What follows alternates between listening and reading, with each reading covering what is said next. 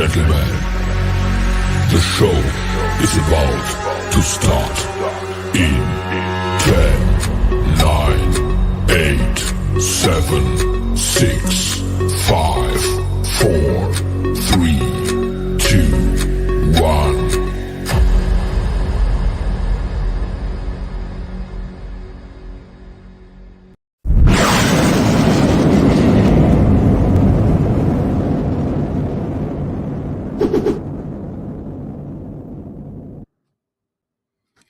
Good morning, everyone.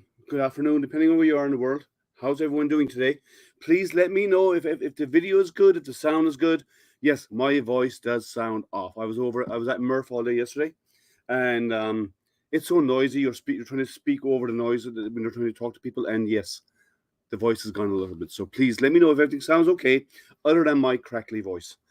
And let's see who is on.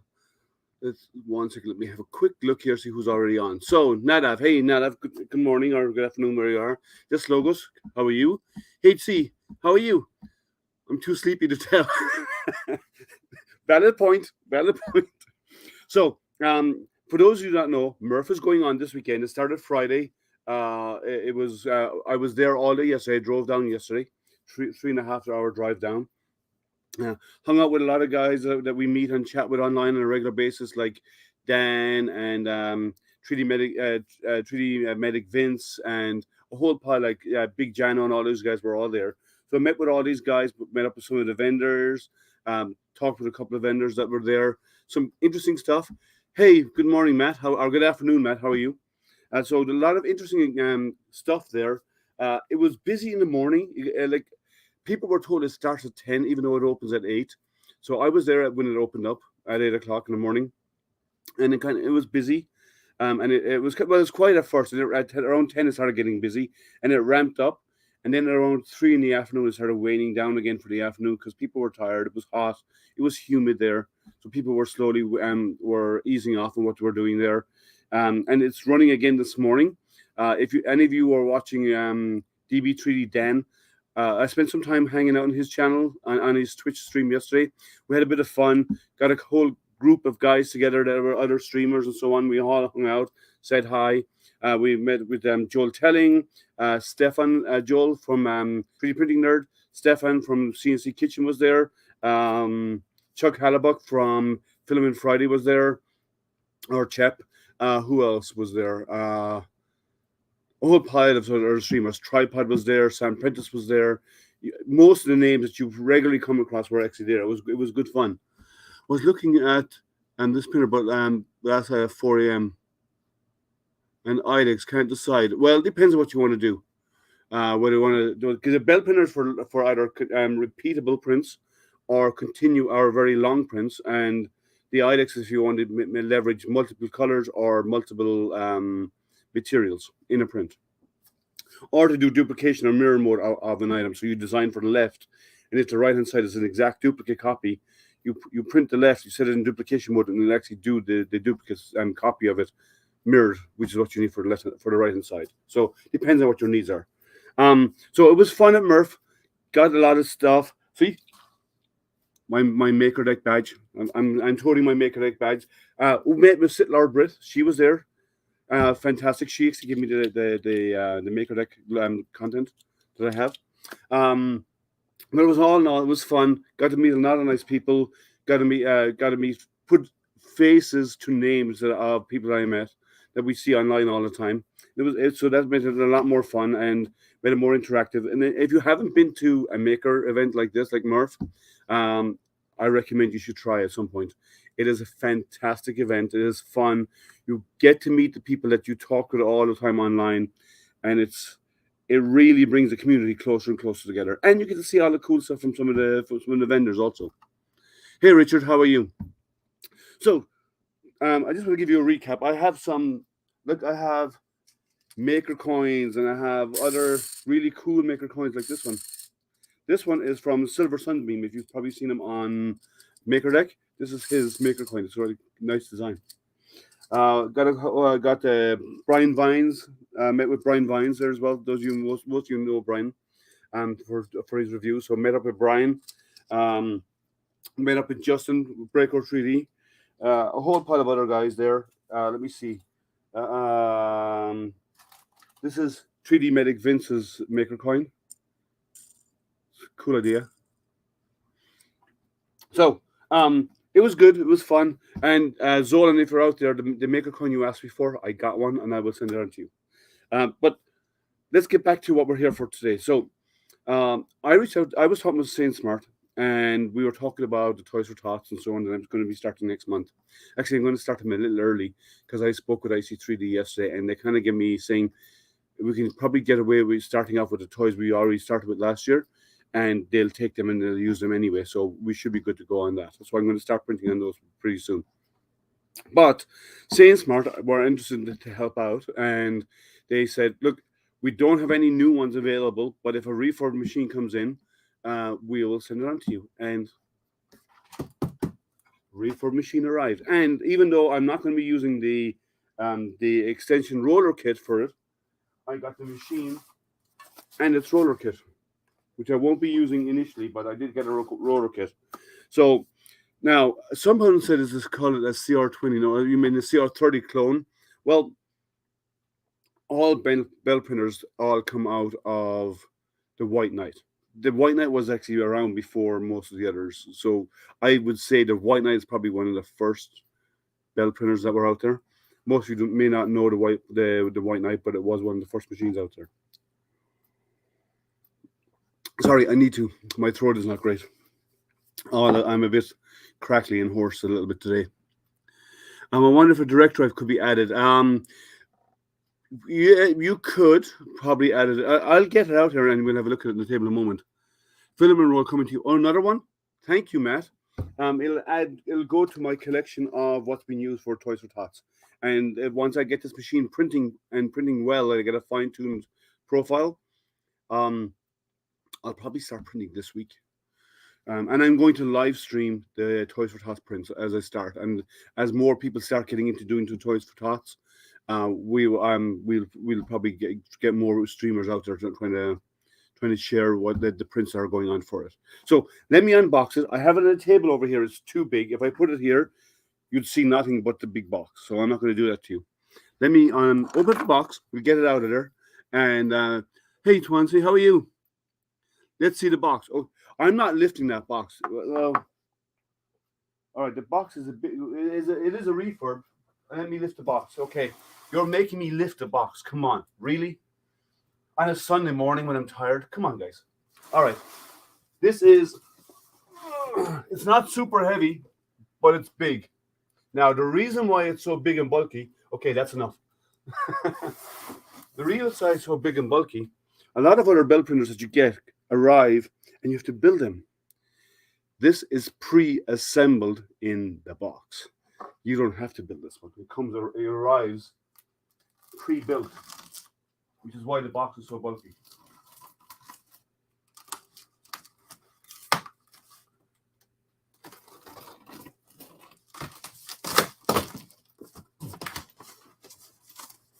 All right, I'll open the box. I'll show you what's inside as I go. Good vibes. So, right, top foam cover. A USB-C to USB-A cable. Lots of packing. Let me get rid of all this packing. Now, as I said, it comes assembled, so I have to take it out as one piece. So this will take a moment. I'll have to probably put it on its side. Let me get rid of this roller. I don't need this right now. I'll have to slide it out. This is our filament samples. I hate when they do samples like this. I'm sorry. I really do. User manual. The user manual walks you through what should be in the box. Talks about the LCD screen. It's how it's all set up. It's got a nice touch screen on this printer. Hey, Richard. Good vibes. Okay, so you're happy now that you saw the box. Okay. How to level the bed. Instructions on how to level the bed. So we'll go through this because this is my first belt. Well, it's my first belt printer that should work out of the box because the other one I'm still working on. Hey, Kenneth, how are you? So I need to tilt this on its side to slide it out of the box because it is one piece. There's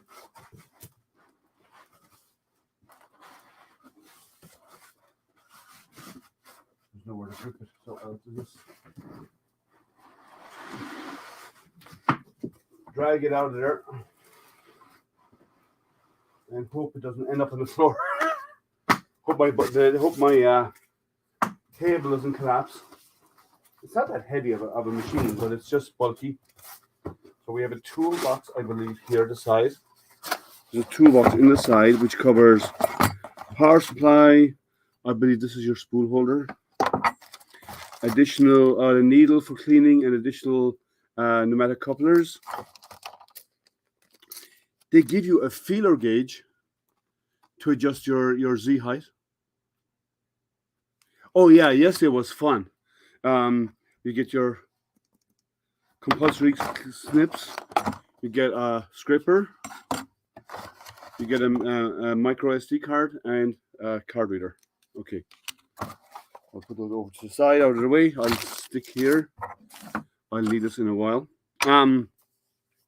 But yeah, it was really good fun. One of the things that we did on the stream with Dan, and around 4 o'clock yesterday afternoon is Dan is taller than I am. I'm 5'9". I'm not that small, but I'm 5'9". And on purpose, Dan found every tall streamer he could find and brought them to hang around me. So they were all towering over me, and people started calling me leprechaun because I was tiny compared to them. And I'm not that small. Sorry, I need to drink something warm for my throat. Yeah, you should. If you haven't been there yet, you should try and go. Now there is Earth coming up, which is the East Coast Rep Rap. That's later in the year.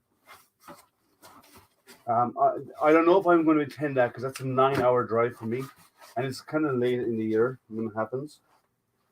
Okay, so well-packed foam, molded to the exact shape, so it doesn't move. It does mean you have to struggle to take it apart a little bit, but it doesn't move. And even though I got that loose piece of filament, it looks like it's supposed, since this is a refurb machine, it looks like it's supposed to come with a quarter spool, a 250 gram. Let me stand this up.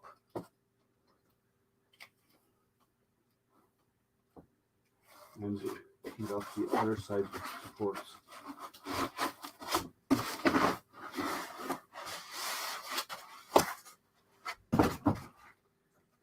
Okay, 1, 2, 3. Oh!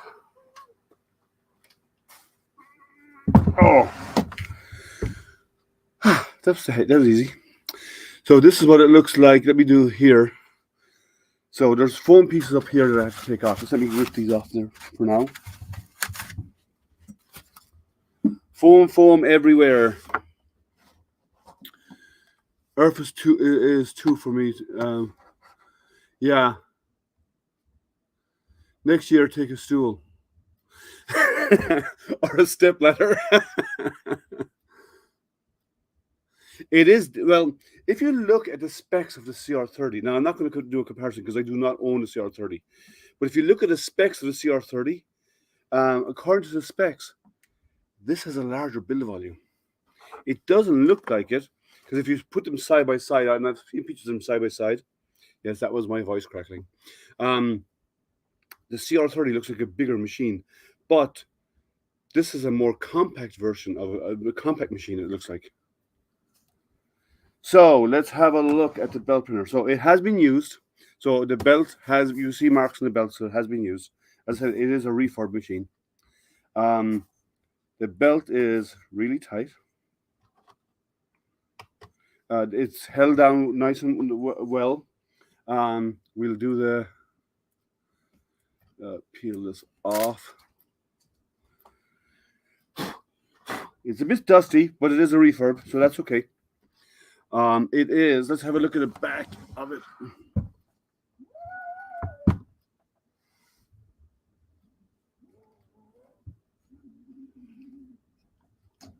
It looks everything is not, there's nothing damaged that I can find from this. It is a refurb, remember. So what I'm going to do first, check voltage. 115.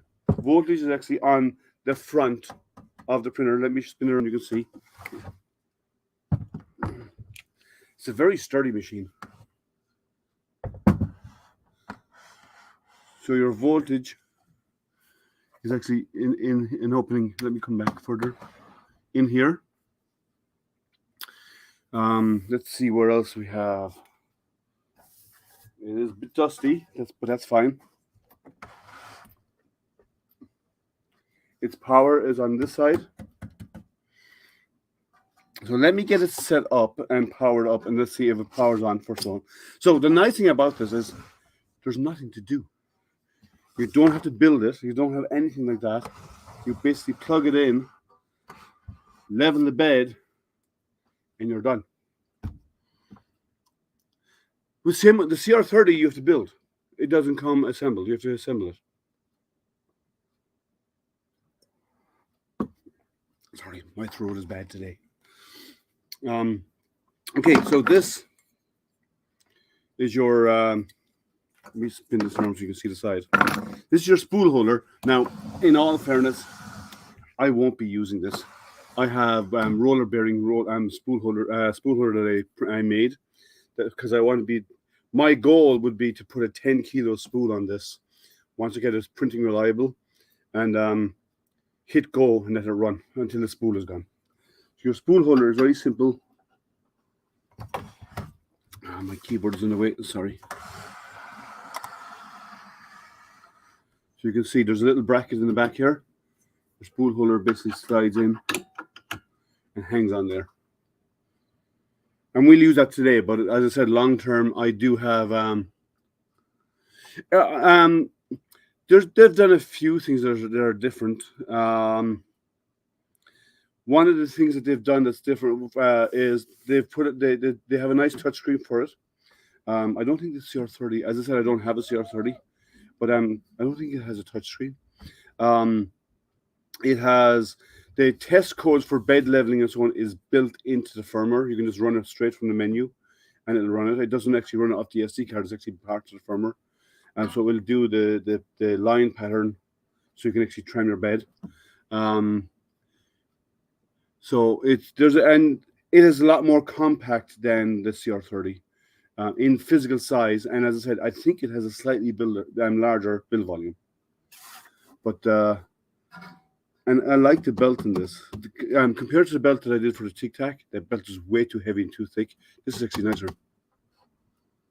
Oh, the new one has a touchscreen. Okay, as I said, I don't have a CR30, so let me get this set up. I'm going to turn it towards me for now. Because I need to see the menu, and once we get it set up somewhat, I will turn it around so the camera can watch what the machine is doing. I do need some filament, and I'm going to put a small spool in it for now. Let's try something let's see a color that looks good on camera. White is really bad. Silver should be good in camera, I think. Do I have an open silver? I do not. I have some of these test spools that I like, these quarter spools that I like to use. And this is a sealed one, so it should be good. It's PLA. Well, you know, I generally, it varies. I prefer to have the higher menu options. Oh, by the way, you can print this via Wi-Fi as well. You have Wi-Fi control of this printer. You can join it. There's a G-code file that you create, which is simple, with your Wi-Fi information, and you can join it to your Wi-Fi by running that G-code file. And it basically, you create a G-code file, just text file, run it, and it joins your network, and then you can control it and manage it over Wi-Fi. Yeah, we should do a comparison. As I said, I do not have a CR30. If I had a CR30, I would be happy to do a comparison. But this is my first belt printer. So I'm going to turn this towards me to make it easier for me to get set up. And once we get it running, Actually, I might bring my close-up camera over here and actually hold it in my hand once I get the screen up and running, because I want to show you the screens on it. Because the power is actually on the front of this printer. Very short power cord. It should be longer, but do I have longer? I have longer on my own. Let me just use one of my own power supplies, power cables, because that one's way too short. I can't rotate it. Let's see, in there, and it was already powered on. Okay, so let me get rid of this. I'm going to come off the close-up camera for now, because I'm going to move it by hand and navigate around the printer with it for you. Let me get this. Sorry, I'm just moving it off the tripod.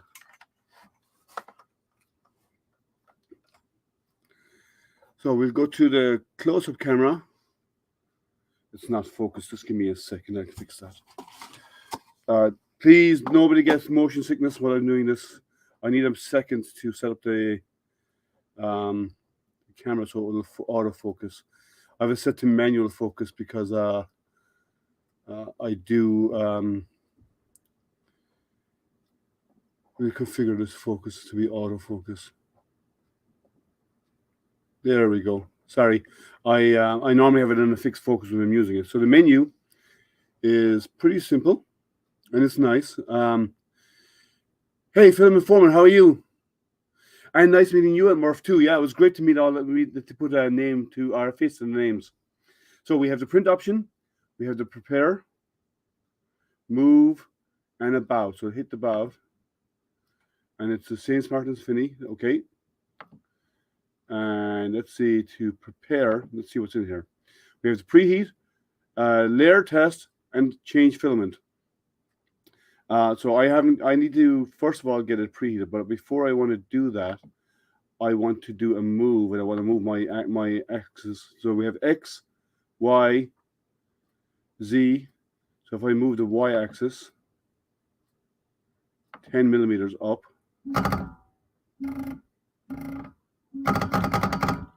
oh, it's not moving.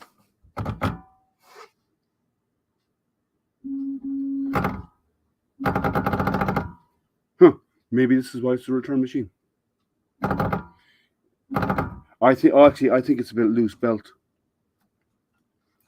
I think it's only a loose belt. I can hear the motors turning. It's just not moving the axis. So I'll have to look at that. So yes, so we probably won't get a print of this. As I said, it is a refurb. And it looks like the belts may be loose, because what's happening is when I turn the dial, let's move it by 10 mil. See the way it's jumping? It looks like it's actually not. It's the belt is actually slipping. Yeah, the display is nice. So I'll have to fix whatever's wrong with this, and that's fine. Let's see if the X-axis moves.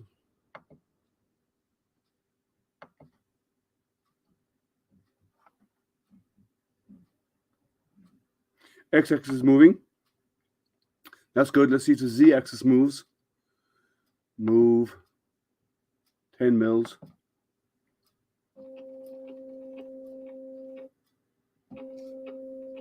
It's moving. Let me hold my hand steady here so you can actually see it compared to the lines here. So the problem is the X-axis is not moving, and I'm sure that's probably something really simple. It sounds like the belt is slipping. So maybe the tension on these are not right, and I can go in and have a look at that later. Well, as I said, this is a refurb machine built over, so there probably was something wrong, and it sounds like the belt is just slipping. And if it's the belt slipping, because there are two things, right? If it's the belt slipping, it's just tension on the belt, right? That's easy to fix.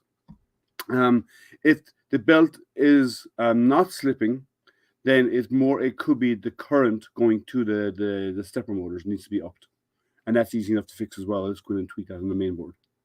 So it should be easy. I should be able to get it working at some point today. But at least I wanted to show you, because this was given to me. It is a refurb. It's a return machine. It was returned because of this not working. So I'm more than happy to diagnose it and fix it, because I'm going to use it for the Toys for Tots. And these things happen, right? It's not. It shouldn't be that big a deal. For most of us, let's see. If I won't do the auto home on this because I was going to do auto home, but I don't want to slam into the bed since I haven't set the offset for the Y end stop yet. But the menu is nice and easy, straightforward. Let's go into the print to see what it says here. Oh, it's trying to read the SD card. That's fine. I don't worry about that so much. All right, so we're not going to get a print out of it today, and that's fine. Well, I probably will by the end of today because I'm going to diagnose what's wrong. Hopefully, it's something simple. Hopefully, it's just a loose belt. This belt on this side does seem a little bit on the slack side, so I will check it out. They're a little bit, maybe they're a little bit slack, but I'll check them. Or maybe it could be again a motor issue. If it is, I could throw another motor into it. If not, it's just a stepper motor. So I will investigate that later on. But I want you to see the machine. So yes, it's not going to be printing today. The menu I like that they've built in the test code built into the screen. This is going to be a short one. We can just hang out and talk about other stuff if you want, because it's not printing right now. And I kind of was expecting something like that anyway, because it is a return. But they sent it to me because they want to help me out with a ToysForTots that's happening. Let's have a quick look, actually. Maybe let's troubleshoot the issue with the belt. I'm going to take off this back cover. Can I take it all off? I can't without loosening without taking out the end stop. These belts are a little loose for the Y-axis. And it did sound like it was slipping. Maybe I'll open it. What do you think, guys? Shall we open it? Shall we go and have a look and see what we can figure out what's wrong? What do you think? Should we take it apart and have a look inside? I think we can. I think we should. Let me get this Y-axis.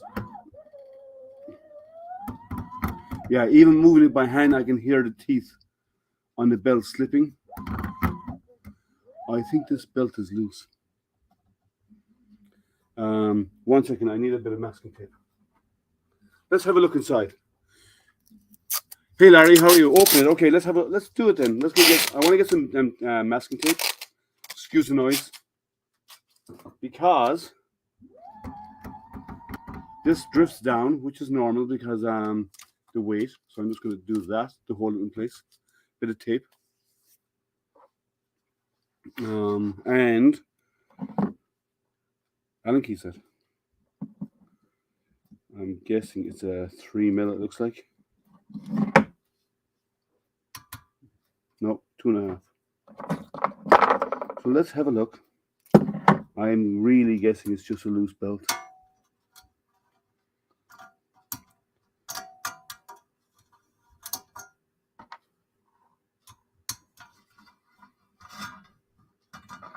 Let's do a little bit of surgery, guys, and see if that's all it is. And if it is, we should be easy to get going. Oh, I have to take all this off over here, do I? I do. Change up to 3mm for the side bolts.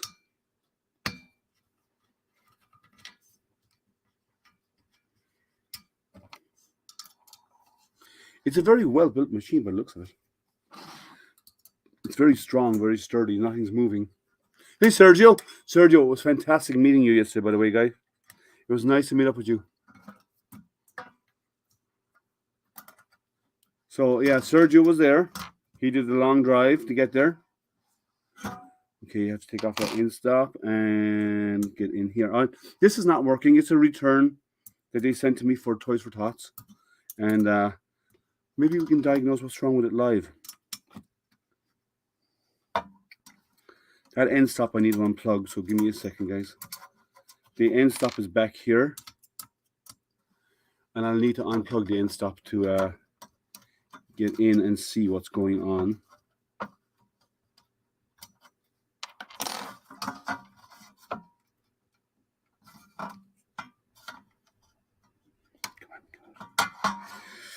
Doesn't want to separate, so let me force the issue a little bit. There we go. End stop is off, back plate is off. So we have this back plate on the back of the machine. Oh, okay, I've already found the issue. The stepper motor that drives the y-axis. Let me show you. Move these cables. So, and I'm going to figure out how to tighten this up in a moment. But the issue is, switch over here.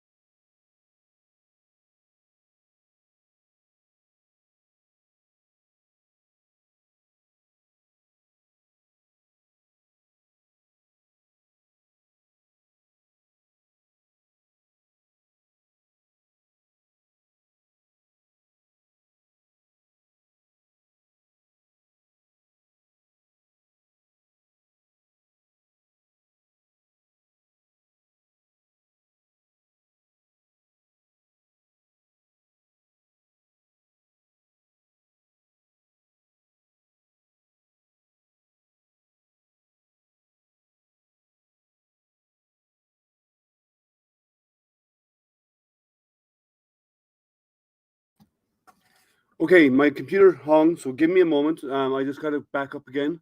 So give me a moment, please, guys. I need to figure out why my primary camera actually brought everything to a standstill. My whole computer actually froze. So just give me one moment. But here's the issue anyway. Let's look at the issue. Well, the issue is this belt that drives the y-axis is loose. That's all it is. So I need to figure out how to tighten that up. And once it's tight, the problem goes away. So just give me one moment, guys. I'll set the camera here, and I'll be with you in a second. I need to get that other camera working. So if you give me a moment, and I will be back with you. I just need to figure out why my main camera went down. So just give me a moment.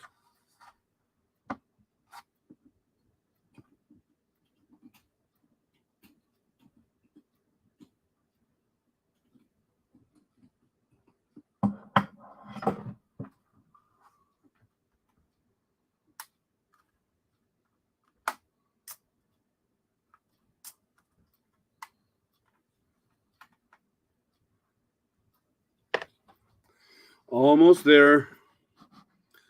Let's see if this fixes it.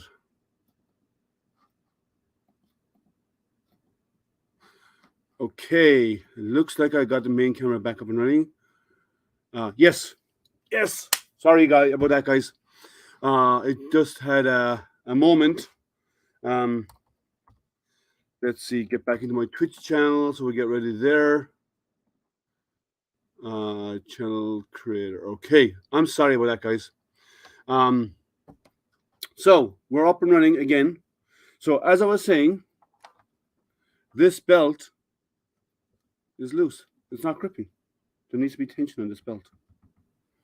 I'm going to loosen these screws here and see if I can slide the motor away, and that should solve the problem. So let me go back to the main screen with just me while I get out my screwdriver set. Because it is a screwdriver, isn't it? It is a hex key, or it's a that's what I need. Just going to put a Phillips screwdriver head on this.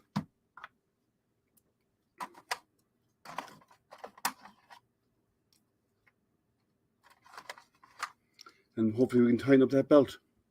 So let me go over and see what's happening in chat. I'm sorry for the disruption, guys. Everyone still there? Say hi. Let me know, please. So I'm not talking to myself. Okay, that's too big.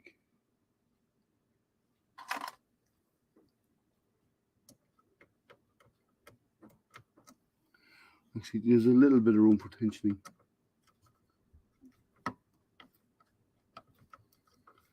It's kind of hard to get in there, actually. It's kind of small. Do I have a better solution for that? Let me see. 1 second. It's too large, I think. It's kind of awkward to get into it because the belt is right in the way. I might have to flip it over on its back. Still here. Great. Thank you. Yeah, I'm sorry. My whole computer, it froze again.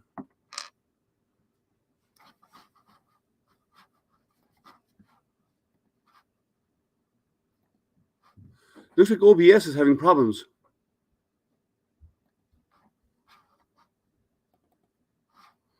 I don't know why it's doing this.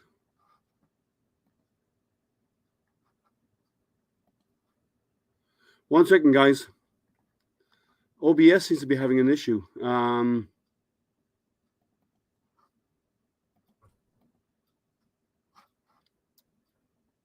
Yeah, I'm going to go take off my close-up. I'm going to go to the main camera only for now. Just let me restart, get it going again, because again, it's hung. Apparently, OBS doesn't like it. This is having a bad day today. Let's see if that fixed it. 4K. No, I'll have to reboot the camera again. I'm sorry about this, guys. This is not typical. It happens from time to time, but this is not typical for my camera to play up like this.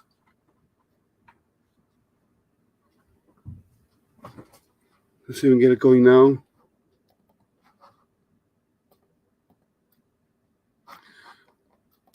Okay, I'm going to stay only on my main camera. I'm going to stay, for some reason, when I switch cameras, it's causing it to crash. Sorry. Okay, when I switch cameras, it's causing it to crash, so I'm going to leave it only on one. I'm not going to use my my other camera at all. For some reason, I don't know why. But anyway, back to the task that is there. We know what the issue is, and it should be an easy enough fix as long as I can get this thing to open, so I can actually adjust the belt. But I think I'll have to get underneath it because I can't get into it from here. I'll need to flip it over. The belt is actually in my way. So I'll move that out of the way. In these. I'm so glad I have this other table. It makes life so much easier. And I'm going to have to flip this over to get in. Let me zoom out actually. Why is that so big? It shouldn't be that big. So let me zoom out. There we go. I don't know why it was actually so zoomed in. It's weird. So let me flip this over and get underneath and adjust the tension on this belt, because that's all it needs is a belt tension adjustment.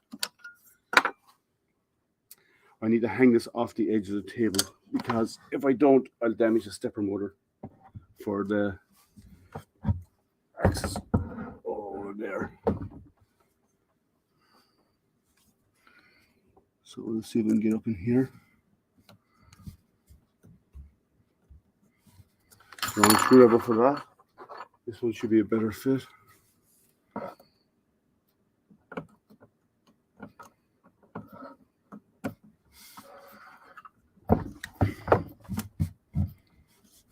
The whole unit is loose actually. Let me do this. That whole unit is actually moving, so it was actually just loose. Hey, Maker Hub, how are you, Daniel? Yeah, this is a bit loose as well.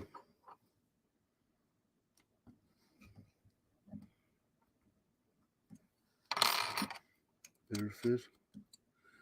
Yeah. So yeah, I need to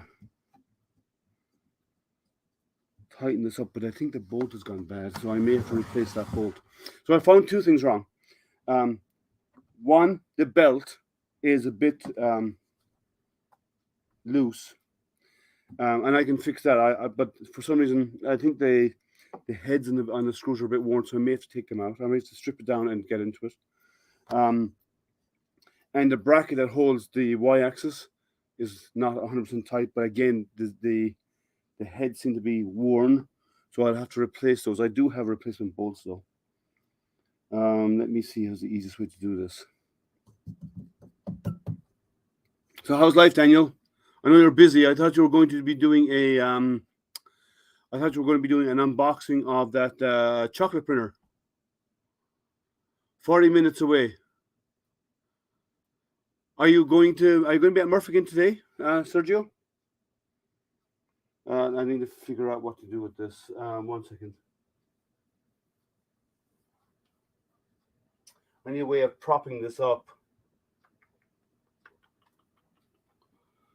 so it won't damage. No, foam. Perfect. Foam pads. I need 2 of them. This will be. If I do the foam pads on this side, I can get in from above. It'll be easier. There we go. Contemplating getting it and this and Sovol SCO4. I don't have the Sovol machine. I would spend time on their groups to find out how what their machine is like. Oh, these are so tight. These are going to be impossible to remove.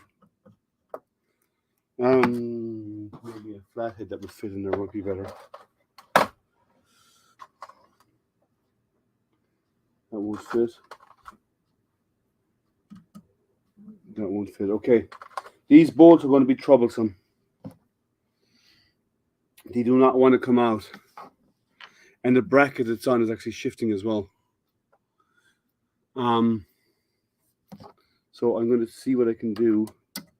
I got it by moving it, and it's not perfect, but it's moving.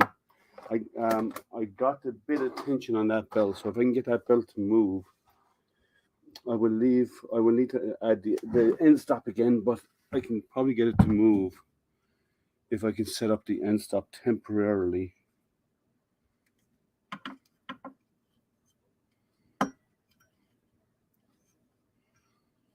Let me see. Yeah, as I said, this is a return machine. It was that they gave me, and it could be very simple. It looks like it's a simple enough fix. It's just those screws are in so tight I can't budge them.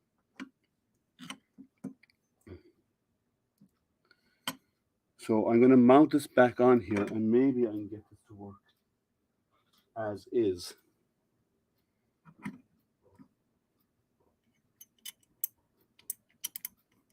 I just wanted to see that the belt rotates.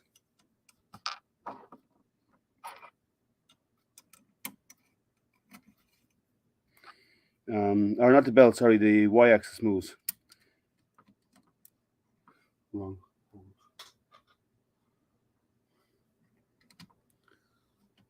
Prime Day deals, yeah. There's some good Prime Day deals out there. That's coming up on early next month, isn't it? Or is it mid this month? I can't remember.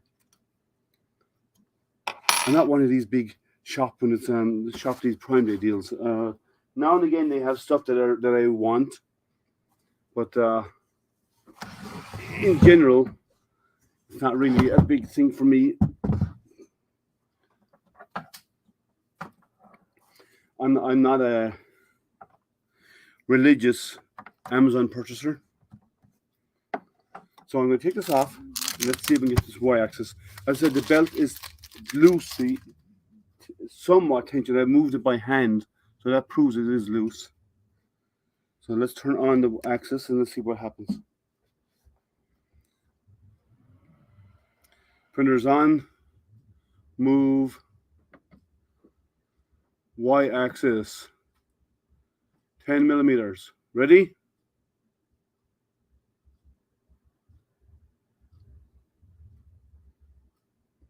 Do you not move? Did I unplug something? Let me see. Sorry. Don't think I unplugged something. Maybe I moved the motor cable. I did. Wouldn't know. By moving it around, I unplugged the stepper motor. There we go. Shall we try that again? Bought the Hemera XS, hoping I can get it working on my Ender 5 Plus. So I believe there's already kits out, mounting setups already for it. There's already mounts created out there for that. So let's try the y-axis again. Prepare. Oh, sorry, wrong one. Move. I should have stuck move. Move y-axis. Now it's not properly set up. I roughly tension it a little bit more. It should move this time without slipping, and if it does, then that's all the problem was. And I'll, off camera, I will take that area apart, put in proper replacement bolts, because those bolts, the hex keys are not gripping. And oh, watch this.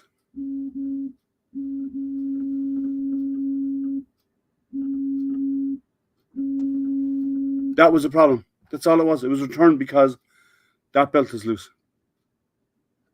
So the printer's working. The x-axis works as well.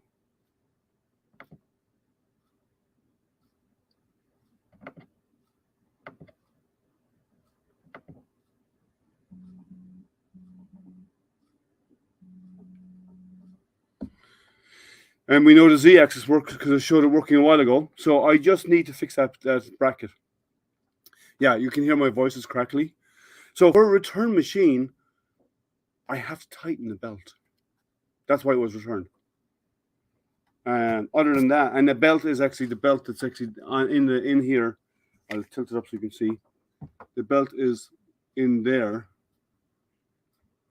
for driving the y-axis. So there's one belt that goes onto an idler, and then that is linked via a bar that's actually on two idlers, and those idlers drive the y-axis. So it's not core XY, but that's all it was. Just move that belt and you're done.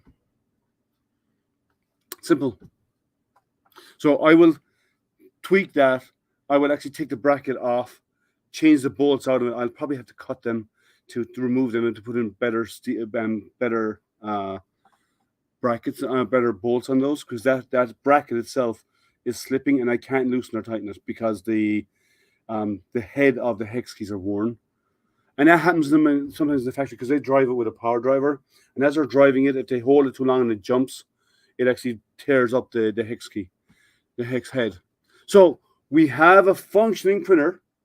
I will do some surgery on it this afternoon, but I'm not going to spend too much time here on this unless we. I'll have to get my Dremel out to cut the head of those hex keys, and then use a flathead screwdriver to remove it.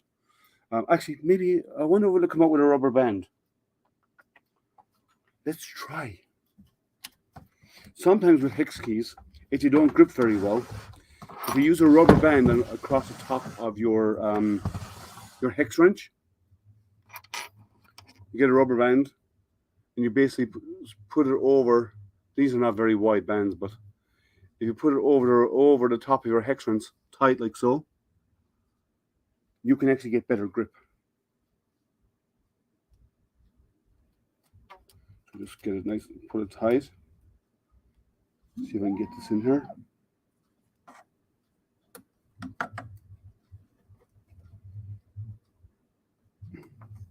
If that fails,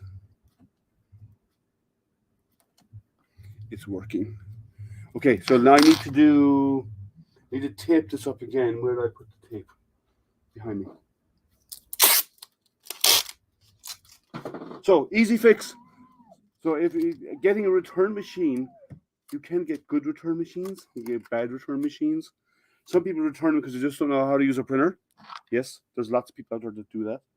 But, oh, that's slipping. But this is neither of those. It is a loose belt. Now, it says there's a refurb. It wasn't refurbished, because if it was, that would be working. That wouldn't be an issue. But I don't care about that. I just care about getting these bolts out.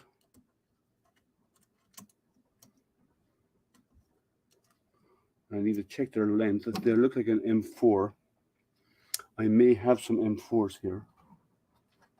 I'm going to get my calipers.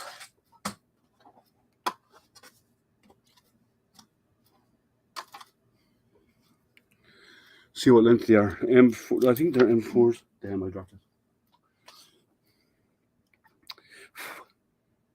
M4 8s. Do I have M4 8s? I might have M4 8s.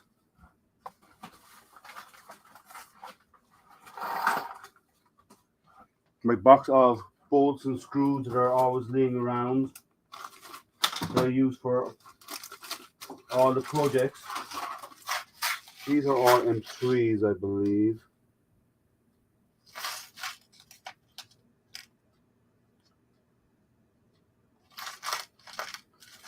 I think I have a box of M4s in here somewhere. They're also M3s. I use more M3s than anything else.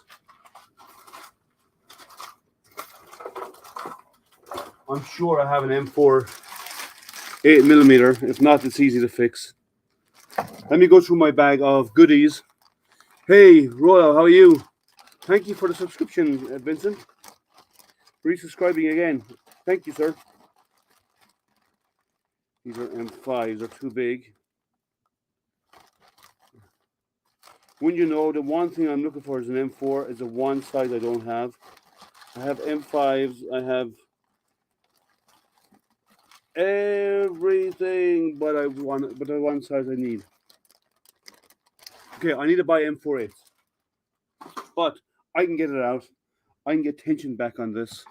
And again, for the screws, when I can't get grip, let's try the little trick with the rubber band on the screwdriver. Let's see if that will work.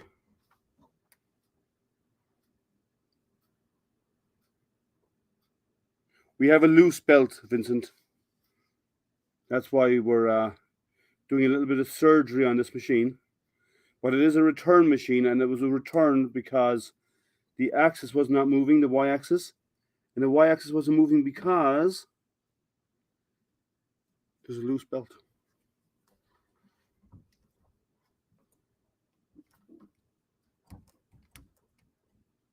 They are glued in. I will have to cut those bolts out and replace them. They are M3s, I know they are, but there's no way I can get grip on them to loosen them. Oh, not a chance. These were put in with a I don't know. They were definitely put in with a pneumatic driver, but I have it moving. I just need to stop the bracket from shifting, and I don't have a bolt that will do it. Maybe I can put the old bolt back in and over tighten it a little bit. Maybe with the rubber band trick. Possibly. The top of that hex head is actually worn, which is because the way they put it in with a pneumatic screwdriver.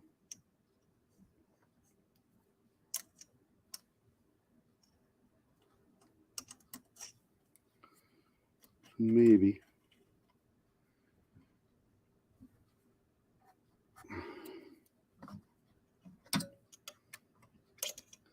You know what? It seems to have tightened up for me.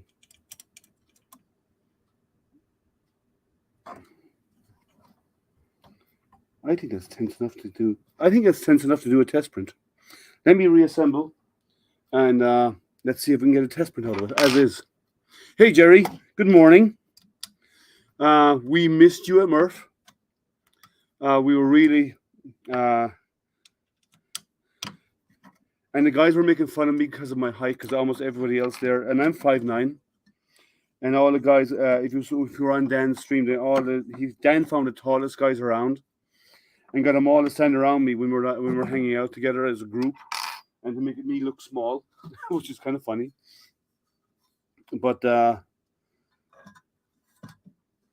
so I looked like the small little guy, even though I'm not that small, really. Not that big either, but I'm not tiny. But it was kind of fun. That's these. So the Infi-20, this was a return machine, and it was returned because it's got a loose belt. That's all. On the y-axis, the belt is loose on the y-axis. I keep dropping screws.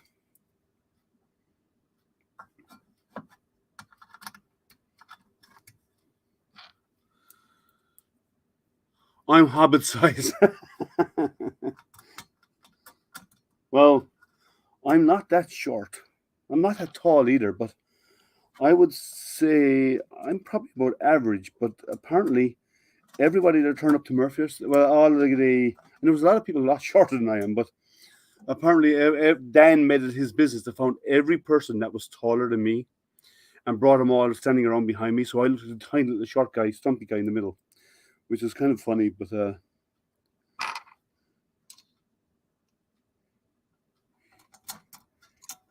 he'll pay for that. So let me get this reassembled again, and maybe we can get a test print out of it. So I got the cover back on. Again, I haven't fully tightened it up, but it's somewhat tighter than it was. And we may actually get it to the point where we can. I think I have it at the point where I can actually get it to home. This is so awkward to get to. This taking off this end stop is really awkward to get to. The cable has not much give. It's really tight fit, but it's okay. Got it. How are you, Jerry? You're 5'8". So yeah, so I wouldn't have felt so small then.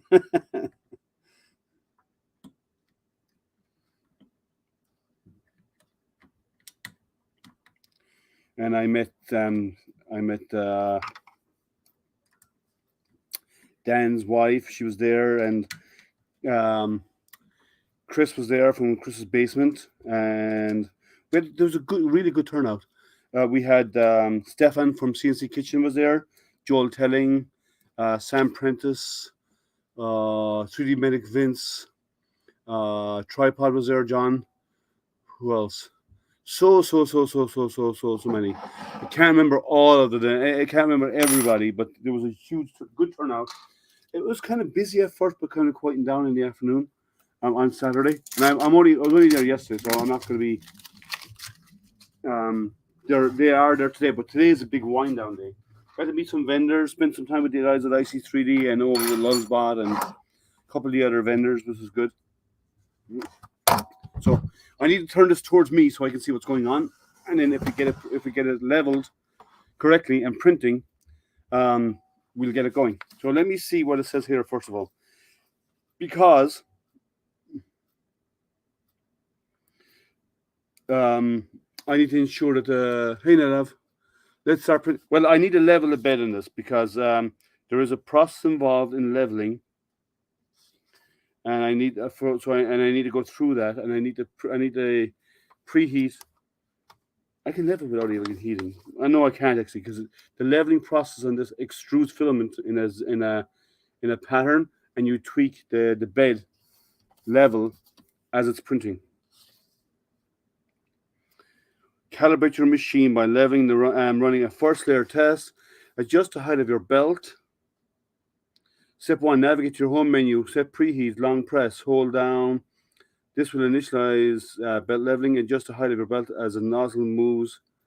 So you tweak the sides of it, and then you have to adjust your end stop. Okay, press and hold the belt hand if your belt is a bulge. Tighten the belt tensioning. So the belt is not. It seems to be tensioned fine. Home the printer and adjust the screw of the Y-axis limit switch to make sure the proper distance. So to do Z on this, there is a limit switch back here that I took off a while ago, and there's a bolt underneath it, which I'll show you. Actually, I'll tilt it up here and show you.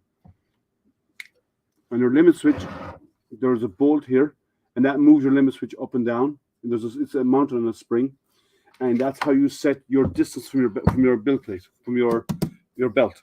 But I'm going to have to do this while it's facing me for now, and I can move it around once it's running because I need to. The plug is on the front, not in the back. Okay, power up. Let's see when all axes are moving again, and if they are moving, I'm going to move the Y-axis up. So let's do move again. Y-axis, 10 millimeters. Y-axis is functioning. Okay. So let's go. I'm going to follow their instructions because I haven't done. This is my first working belt printer. It's working now anyway. And it says go in and press. I have to load filament, so I have to do a preheat first of all. So let's go in and do. Let's go back out to home. Oh, I shouldn't have done that. Okay.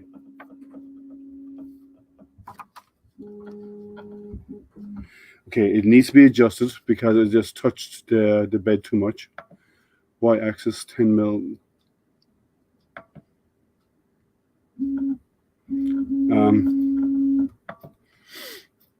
I like the menu actually on this. Hey Jacko, how are you? So let's go to prepare, and we click preheat. We'll set the nozzle 205 and the bed to 50. Okay, let that heat up. I'm going to load it with filament. I do have a silver filament here. I'm going to give it a try, and we'll do the pattern, the bed leveling pattern with this, and then we'll get on to all good, sir. No complaints. Glad I could catch up. Oh yeah, it's been a while, and yeah, we missed you. I know you're. Excuse my voice, by the way. It's loud yesterday, and I was speaking. You have to speak up all the time, so my voice is crackly from all of that. So please excuse my crackly voice, or if every now and again my voice kicks in and it sounds like my voice is breaking, like I'm a 14-year-old. So let's get this loaded up. I'm going to use silver filament. See how it goes. It's PLA. It's from Yusu.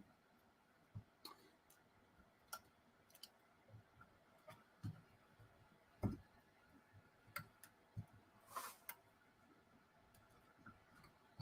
bit awkward. Okay, one thing I would change in this is it's got a plastic extruder. I don't like plastic extruders. Let me straighten this out. Bought another 99 Ender 3 and Ender 3 Pro. You're returning them? Why?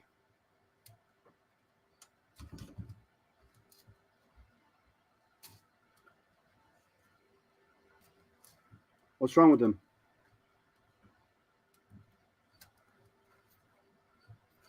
I'm just loading up filament, guys, so give me a moment.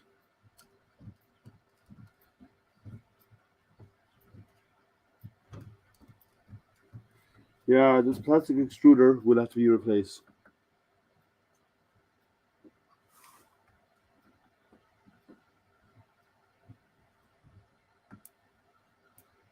Okay, we are extruding to get SainSmart. What do you mean by SainSmart? There's a typo. But okay, we're set up. I'm sure the bed needs to go down because I want to get the leveling done and I don't want the nozzle running into it. These are really tight, actually. These knobs could be a little bit bigger for bed leveling.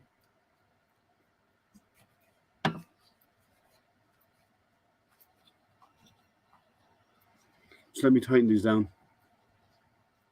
Or you get a belt printer. Oh, the SainSmart. Well, there's a link in the description of this, and if you don't have it, I'll post it up in a moment. I have a link. If you want to use that link, it'd be appreciated. It doesn't really give me anything, but it's good if people are looking into it. This is actually cheaper than the Quality machine. I think it's $800, $850. Okay, go back. Preheating is done. Bed is hot. It heat really fast. So go back to prepare. Layer test. Start layer test. So this is how you level. Yes.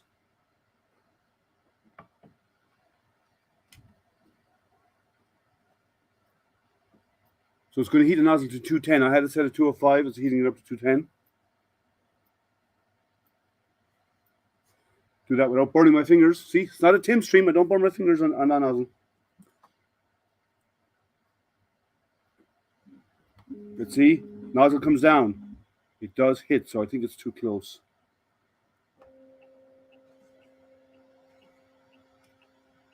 That's printing off the bed. Okay, so I need to bring up.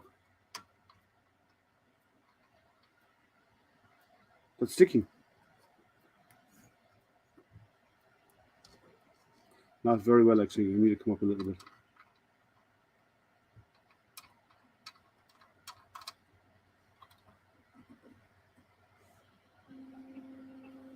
I'm just letting it run.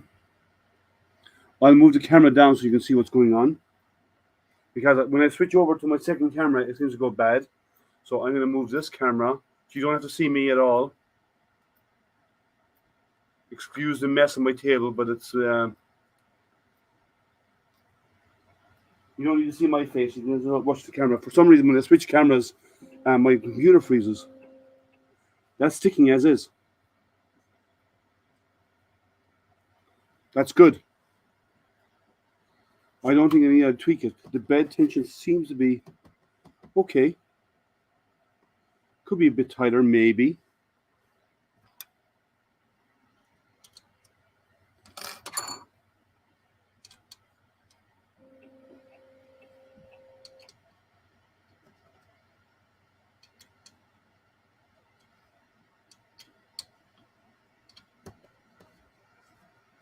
See, it's not sticking now.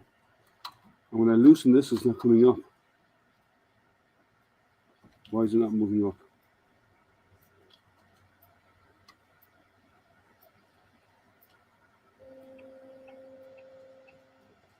Okay, so then I need to do my... It seems to be fairly level. I just need to do my offset. And I can do that by stopping this. Cancel this. Yes. And then I need to do the distance from my nozzle to my bed. So it printed. So I'm going to do the offset now, which is in the back. And they give you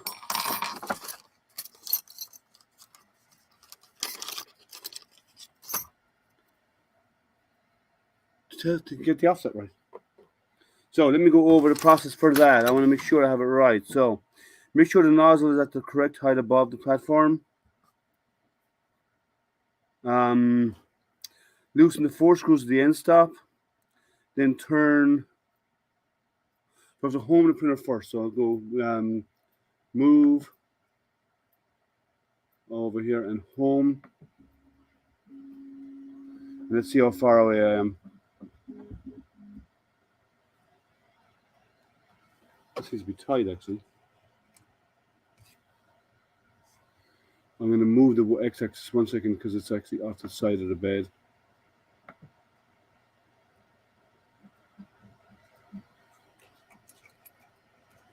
This seems to be too tight. I need to move up the axis. So 1 second. I'm going to be off camera, guys. You watch what's going on here. I'm basically adjusting this. And let's loosen these a little bit. Because someone hammered on these. They're over a bit too zealous on their adjusting the homing of this.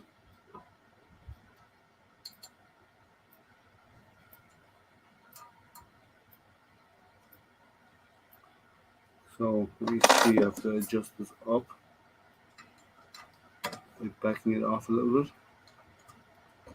Maybe these are a bit looser.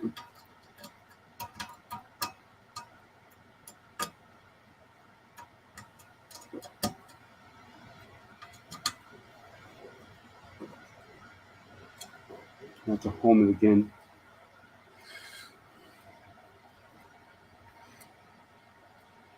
Let me see, I just want to make sure I read what it says here again. Home the printer and adjust the screw of the y-axis limit switch to make sure the proper distance between it. So I have to home it again. So we'll go back here. Home in the menu.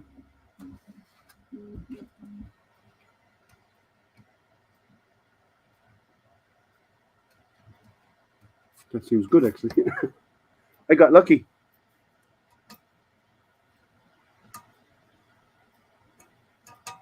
So let me just tighten these down. All I'm doing is locking the y-axis limit switch. I3D Cape Down. Hey, once review is finished, can you send me the printer to test? Actually, this machine was sent to me. It's not a new machine, and it was sent to me for ToysForTots. So I'm going to go back here and I'm going to do the leveling test again, because I wanted to do a layer test to see how it sticks.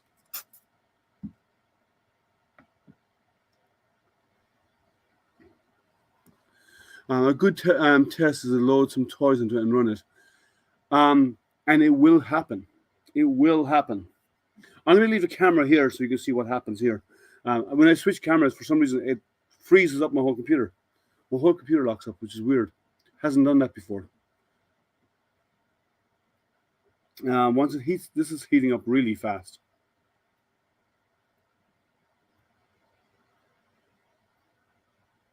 It's already 150 degrees. And yes, I will be loading it up with toys. I'm actually going to start ToysForTots printing this week. I was told I could use the models from last year, so I plan to do so. And I will get it up and running this year, or this week, and I will start printing toys live. And I will be setting up a live stream for it. So we're already at 198 degrees. It's heating really fast. Nozzles at temp.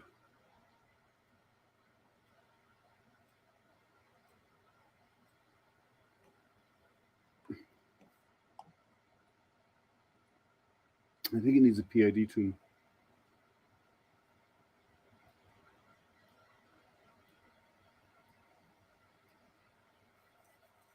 I'm just waiting for it to get ready. It's just heating up. Going over to YouTube, okay. Yeah, there's a link there there's a SainSmart link at the very bottom of the description. You can use that if you're looking at getting one of these.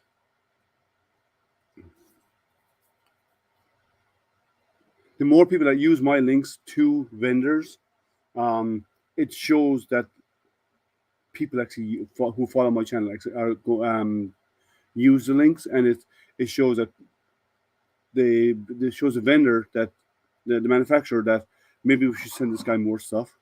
So please do so. I really do. What I really want to test as well, if I can next, is the larger SainSmart CNC. I really want to test their larger CNC. Okay, let's see if that starts sticking.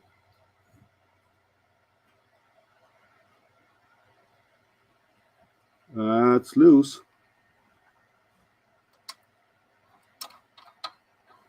Oh, this has come up as well. Sorry.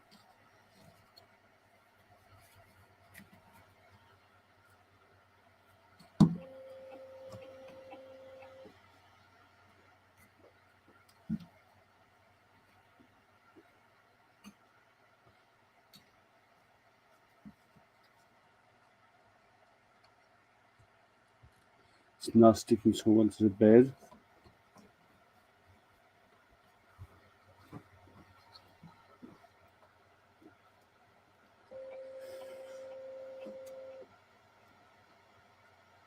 And I noticed the very first corner prints off the bed for some reason. I need to figure out, there's probably an end stop that needs to be adjusted a little bit over there. But this corner is sticking. This corner not so much.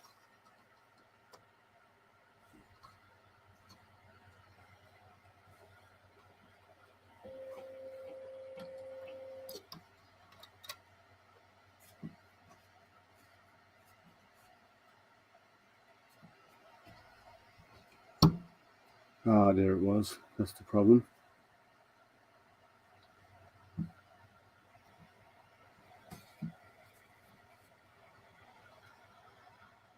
Now it's sticking better. Let's see if the next two lines stick well. If it does, we should be good to go. And I'll see, and then we'll check their SD card to see what test prints are on there. So for a return machine, it didn't require much work. Seems to be sticking better.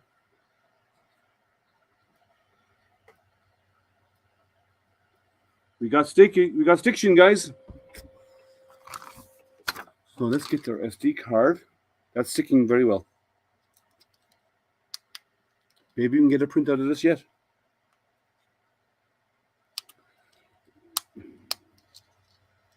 I have no idea what's on this card. So you mount the SD card in the top.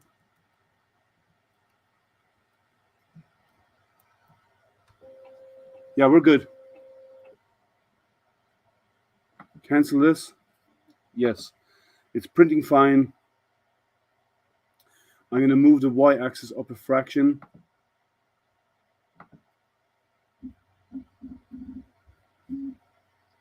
And I'm going to feed forward the x-axis because I want, feed forward the z-axis because I want to go in and move this part that I printed out of the way. So this stuck fine. The first ones were too loose, but after that, once I do a bit of adjusting of these, solved it. So get rid of this. We got spaghetti on purpose. All right, let's see. Let's see if we can get this printing. So go back. We'll go to print. Ooh, they have their own slicer as well here. We have a benchy, we have chest, we have a hammer, we have a sword. I'm not doing a sword, it's way too big.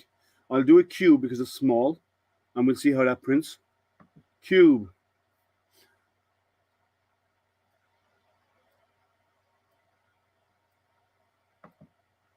Nozzle is heating to 200 or 210. Bed is heating to 45. Okay, let's use their default settings. Let's see how it goes. We're heating up to do an actual print. So we're going to print a cube, see how it goes. Hopefully everything will go cleanly. Sorry, I'm not using two cameras, guys. For some reason, when I go two cameras, my whole computer freezes. I haven't figured out why yet. And it hasn't happened before. It's just happening today. Now, I did make a move. I did move a camera for today, and maybe that's causing the problem. And if it is, I know how to solve it, because in the previous configuration it didn't have any issues. So print's about to get going, guys. Purge line is the first thing that should come out. Coming down, and it's going to start extruding on the left hand side, which is good. That's our initial purge.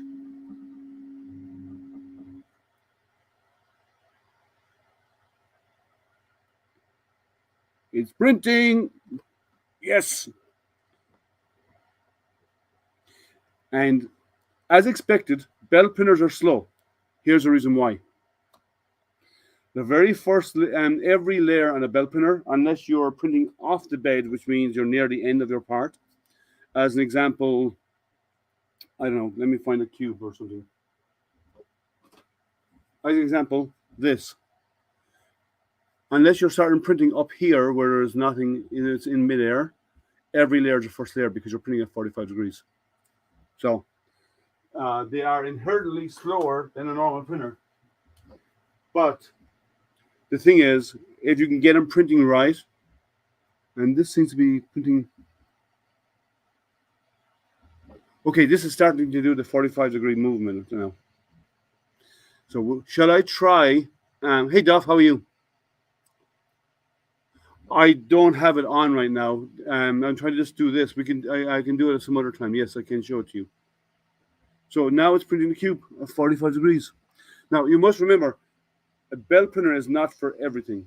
You have to think of the parts you're printing, because every layer is at 45 degrees. And because every layer is at 45 degrees, anything with an overhang that's greater than 45 degrees is an issue, because you need support, right? So anything that's less than 45 degrees is fine.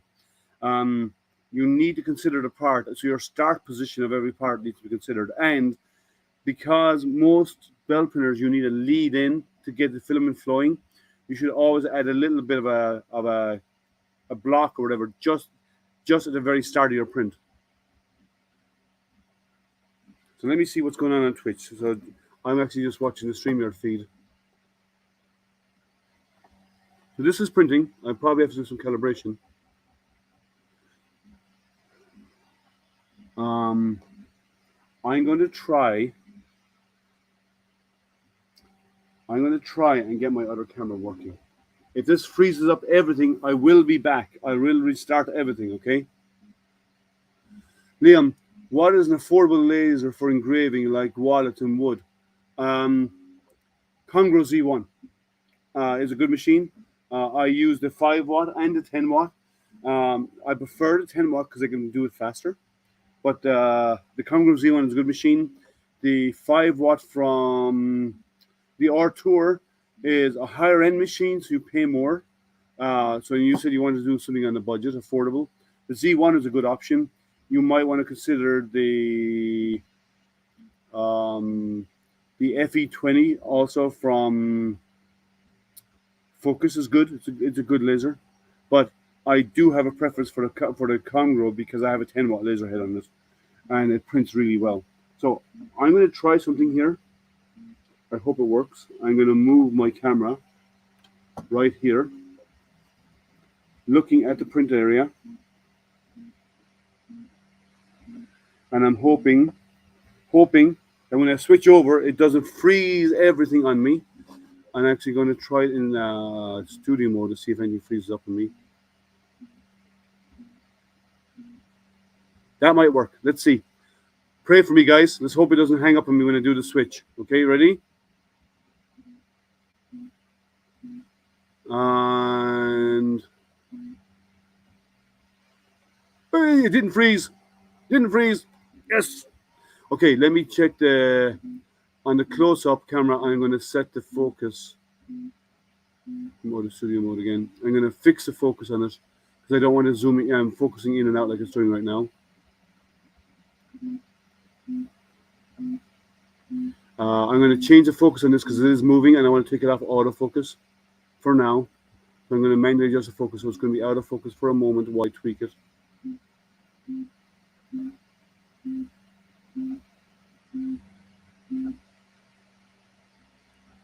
There we go.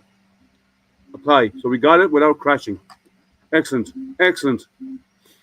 Now I can move my other camera back up so you can see my ugly face.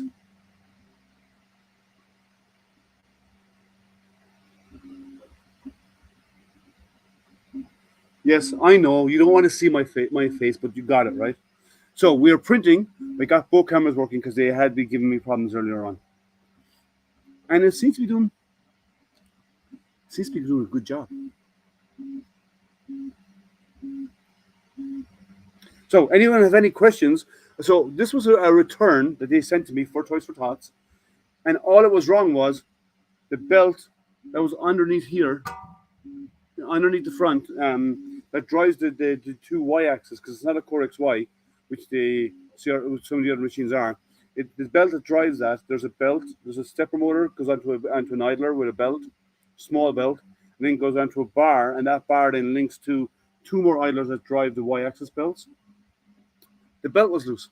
That was it. Jerry, how was the audio and video when I did the Murph walk around? I know the video went in and out. The signal is deplorable there. They have Wi-Fi in there and it's really bad. And even when I came off Wi-Fi, the cell phone signal was really bad. So, but how did it work out for you? How did the feed look good? Did you guys get to see? Because I couldn't hear you because it's so noisy. My voice is even crackly from speaking. For trying to talk to people because it's so loud there. Everybody crowding around, talking. You have to speak up over everybody. So let me know how it was, how the quick drop into your live hangout yesterday was. Sound not very good, but you could hear you. Yeah, I'll go back and look at it. Okay, but yeah, I didn't know. Like I didn't have time this morning to do anything else.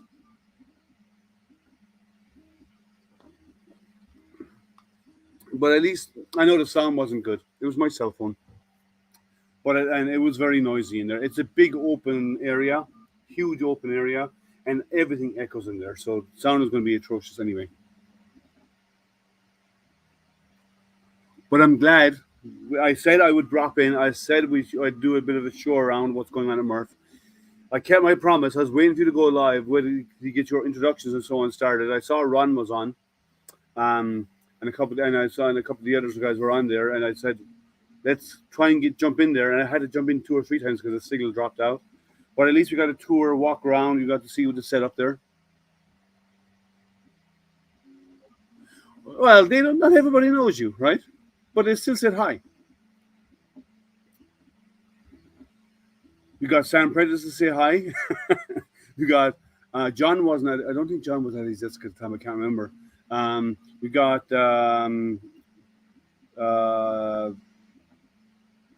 Joel to say hi. He was actually moving his camera to go and do interviews, and I kind of caught him on the hop as he was moving stuff around. But I just got people to say hi, and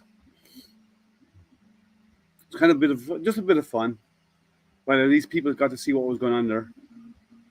And yes, I had to pop in and out a couple of times, but still, not everybody knows us, right? So most people it was kind of funny because I'd walking around myself, and I'd walk around, and I had a friend of mine with me, actually 2 friends of mine with me, and we're walking around, and then they were actually walking along, and I was showing because I had been there just before they were, so I saw the layout of the place, and every time we walked around the corner, someone who I hadn't met because he came in later on, came over, and people were saying hi to me all over the place. Everywhere I turned, there was people saying hi to me.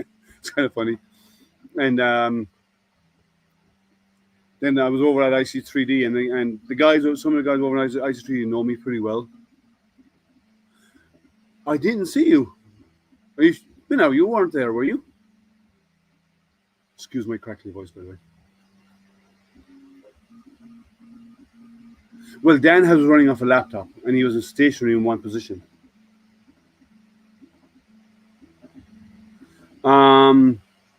If you're sent a link, you'll have to whisper it to me, because it doesn't show up in Twitch. You have to send me. I have a Twitch chat set up so it doesn't show links. Well, most links anyway. So if you can send the link, you have to whisper to me. Oh, Oh, you weren't there? Okay. But this is printing,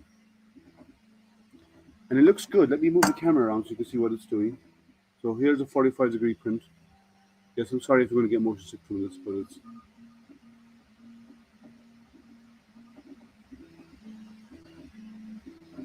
I would say it's about 25% of the way through the print, maybe. Maybe a little less. But it's doing the infill. Let me see if I can get the camera over here so you can see. No, it's too small. Can't get to see the infill. Sorry. The part is too small.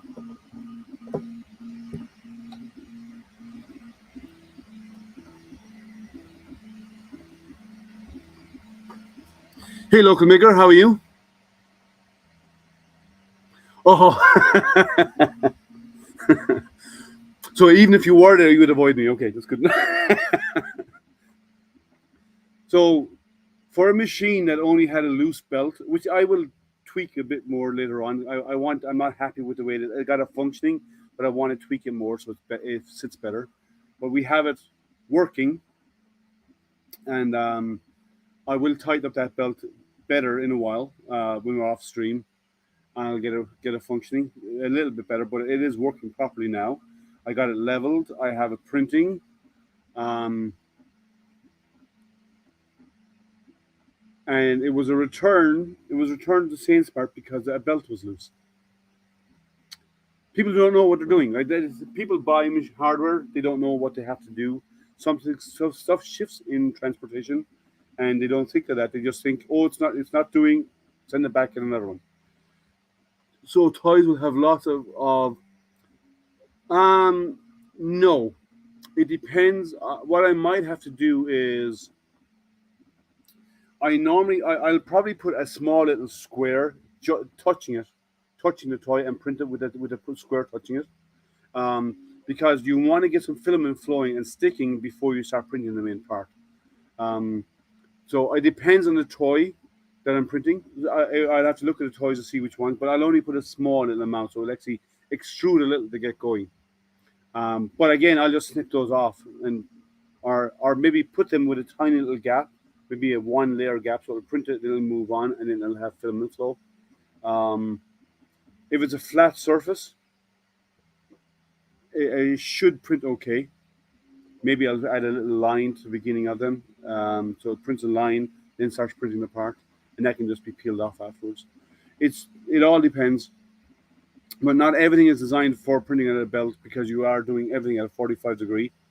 So you need to consider that as part of what you can and can't print, or at least orientation of the part is important. And I don't mind clipping off a little bit extra. If I add a little bit extra to the print to get a good print to start going, I don't mind snipping off. That's what these are for, right? Snip off any excess that you have. Go through it really fast as the part comes off. Spend a few minutes going through the toys and cutting off the ends. If you knock off 10 toys or 20 toys in a day out of this. Yes, I saw Zach. I have to go and see what changes they made. I saw that from Zach. And he's doing all of his out of ABS. And I need to talk to him. It looks like I will get back to the Tic Tac. I'm not highly encouraged by it. It had to go through so many changes. I had to hack the cases open and cut parts of it out to cable it. They don't have any cabling that you need to set everything up right. Their instructions are zero.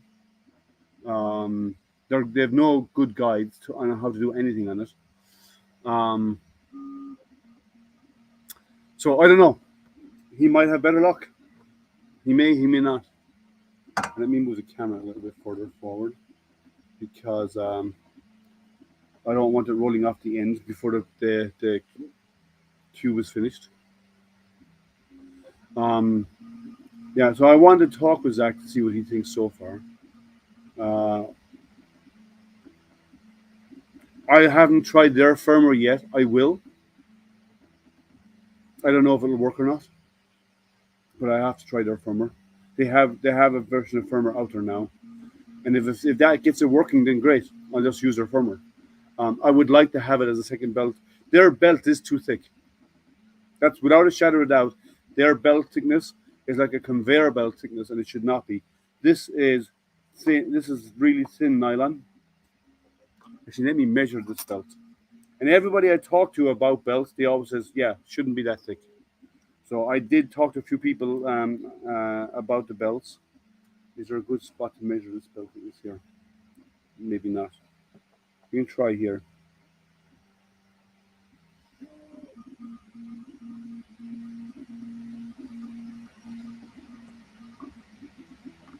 Okay, this belt is 1.2 millimeters thick. 1.3 millimeters thick is all it is.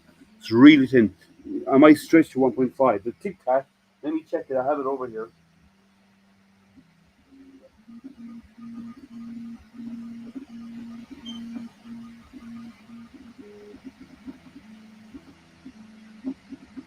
The Tic Tac belt is 3 millimeters thick. This is nylon, really thin nylon, so it's very flexible. The Tic Tac is thick and it doesn't bend very well. It's not malleable at all. So to me, that's why the Tic Tac is having problems moving the belt. The belt is way too thick, too heavy duty. It is more like what you use on a conveyor belt, which I understand because it's a belt printer, but I don't think they've actually tested it out. We had a heck of a time finding Dennis,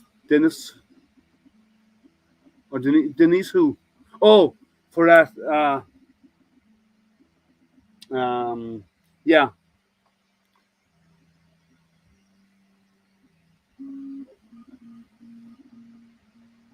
I was wondering who you meant when you said Denise. But I did find Denise and got a maple coin for Zolan that I have to send her.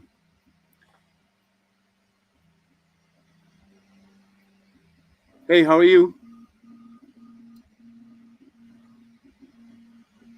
So we got the printer working. It was a return machine that they said it wasn't working, apparently, and all it was a loose belt that drives the y-axis. And I will tweak that belt a little bit later on, but it's printing. And again, SainSmart, thank you for sending this to me. The printer is working. And so I adjusted that belt, and I will do a bit more tweaking on it later on. The printer is working, it's functioning, and I will be getting it set up for ToysForTots. Lurking while working. Hey, Dusty, how are you? Yeah, and I do have the extension kit. I do have the extension roller kit, which actually clips onto the front here. So long parts can actually, like we're doing a Sworders one, we actually roll off the edge and keep going onto the conveyor rollers. I'm not going to be using that. I will put it together, but I'm not going to be using it yet because for ToysForTots I don't need it. I mean, this is for toys, and I don't think there's any long swords in the ToysForTots. They haven't released the models for this year, but I will start by printing up some of the models from last year and see how it goes. And they should roll right off the end of this. It should be done. And I will set up the conveyor. I'll probably get it working by the end of today and start printing toys and see how it goes.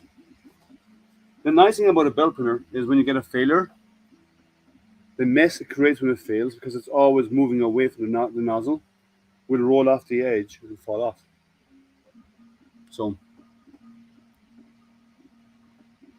oh, you got a second laser enclosure? Nice. Which laser one? Or you want to keep a secret and people have to come and watch your channel to find out?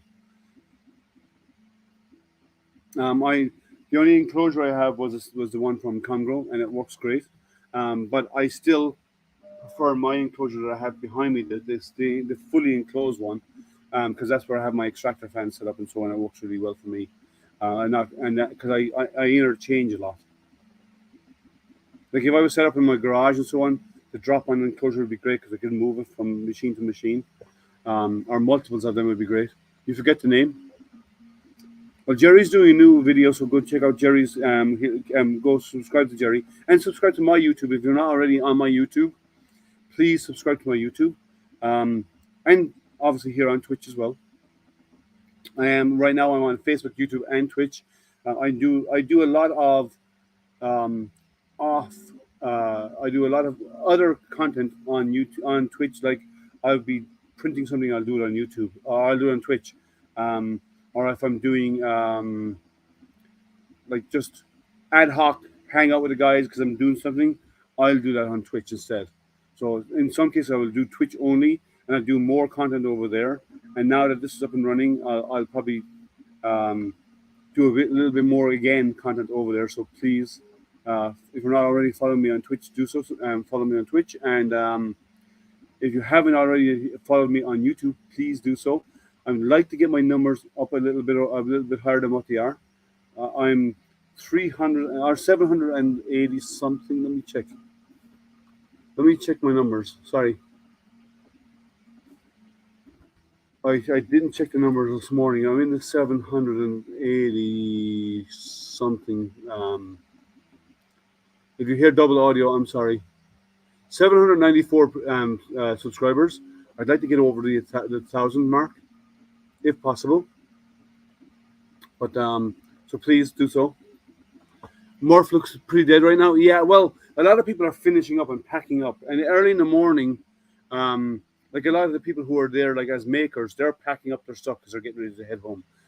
Vendors will probably start packing up around now, between now and 5, and slowly start packing their stuff up, because they are it finishes at 5 o'clock today. So yeah, yesterday from after 10 o'clock, or from 10 or 11 o'clock onwards till around 3, it was really busy. I mean, it was crazy busy in there. And then after 3, it really waned off. Some people traveled there for the day, so they were tired. Other people disappeared after lunch. They were there for the morning, they went around, and then they went away after lunch. So yeah, it wasn't as busy as apparently as it has been in the past. But 2-year sabbatical where it's been really quiet, and people are starting to go out and do more stuff as a group. Now that everyone's been vaccinated up and so on, it's going to take a while for the numbers to rebuild. You know, it's going to take time.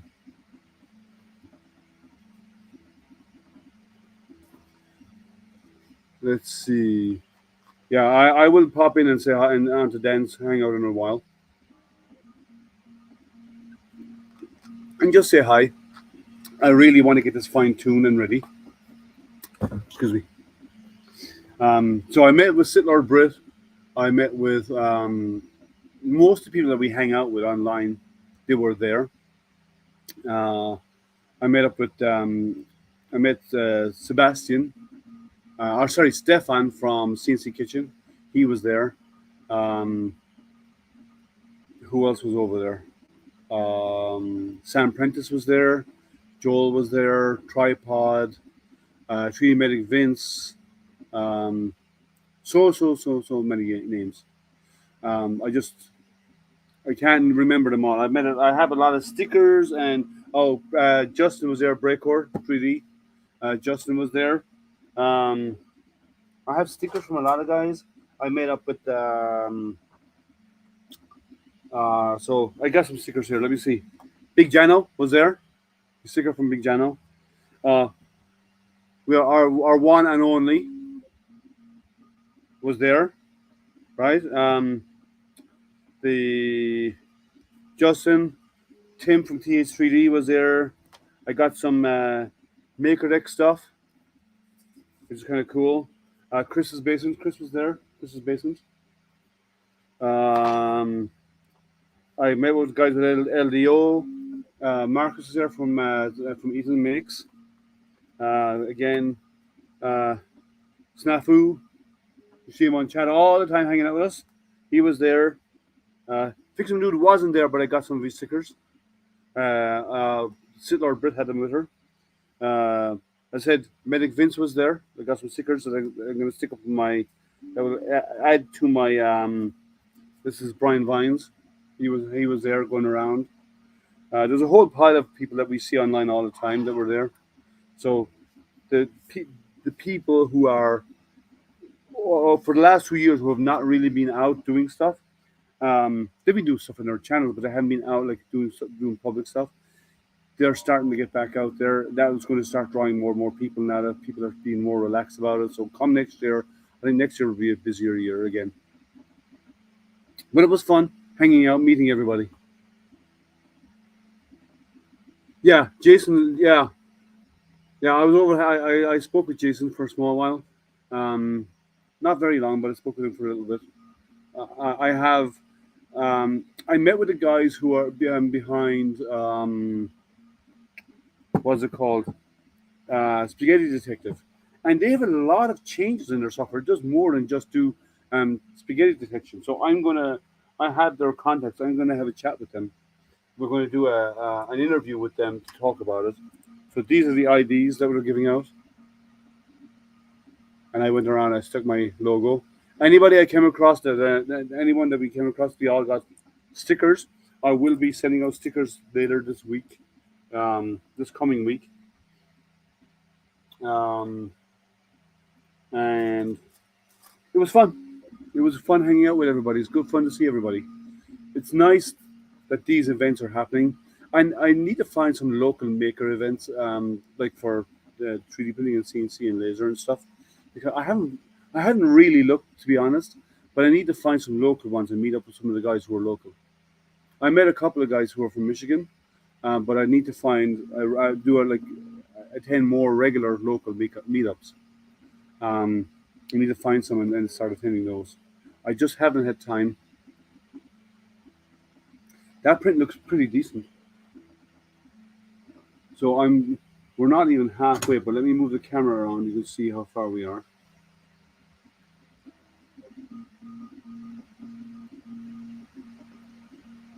I can't show the infill because the cube is so small. But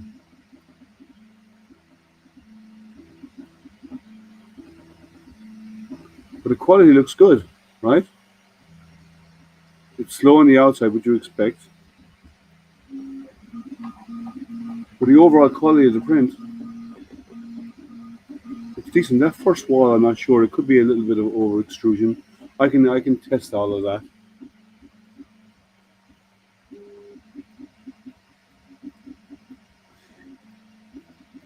Yes, well, you must also remember, right? It is slower because every single layer you do, unless it's off the print bed, you mean you finish whatever's on the bed, and then now you want to print like, let's again, give me an example part. I put one over here.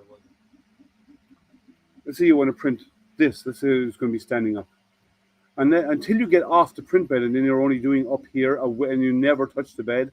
Every layer is a first layer because it's at 45 degrees. And until you get off, like on this, almost all of this is going to be a first layer until you're doing the end or this area up here. And then it does move faster. But once the part is touching the bed, the outer wall is always a first layer. So you have to move at first layer speed to do that. So it is initially, but what you can do is you can put multiple parts on the bed. You can have one piece here, one piece here. You can stagger them or even put them side by side, but do multiple pieces and do it as one batch. And because on a slicer, you can actually have multiple parts laid out in the slicer, and you can have the job repeat. So it prints and then it repeats and it just keeps going. So by the time it's done the whole length, like say you put 10 toys on there, by the time it's done, it's printed all 10 toys. It's going to start again and print and start again another batch of 10 toys. So it just keeps repeating depending on how many. And they don't all have to be the same toy either. You can do multiple different toys or different objects and just print them and let it run and just keep running. So you end up, after a day or two, you have at least one of everything that you run, and the next ones are already running. So there's a lot of advantages. Now, it's not only for just long objects. So I'm going to move this a little bit over here, because when a part falls off, it's going to fall off there in the front. And that'll be a while. It's actually finished. It's actually done over. It's done past the corner to corner on the cube. So it's actually starting to do the top surface now. You see it looks a little bit flat here. And it's starting to do the upright wall and the back as well.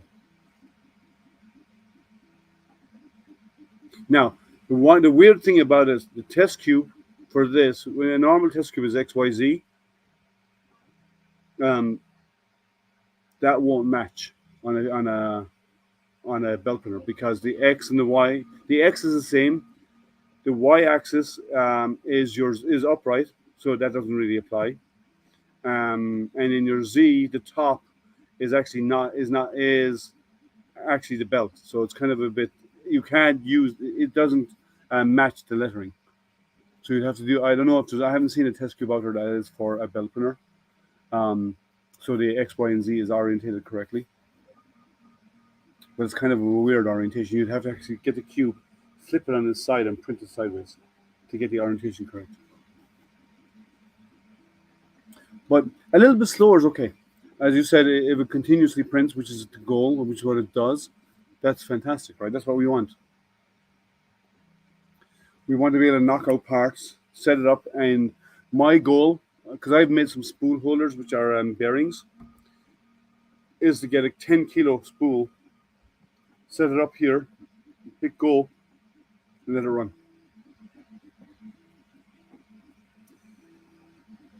Yeah, it's not bad for a first print. I will have to tune the settings, obviously.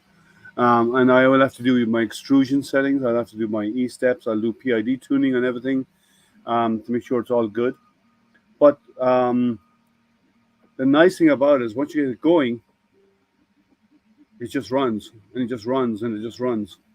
And everything fails. If failed part will fail and be pushed along by the belt and eventually leave the part. So you probably have a less of a chance of getting your nozzle all clogged up.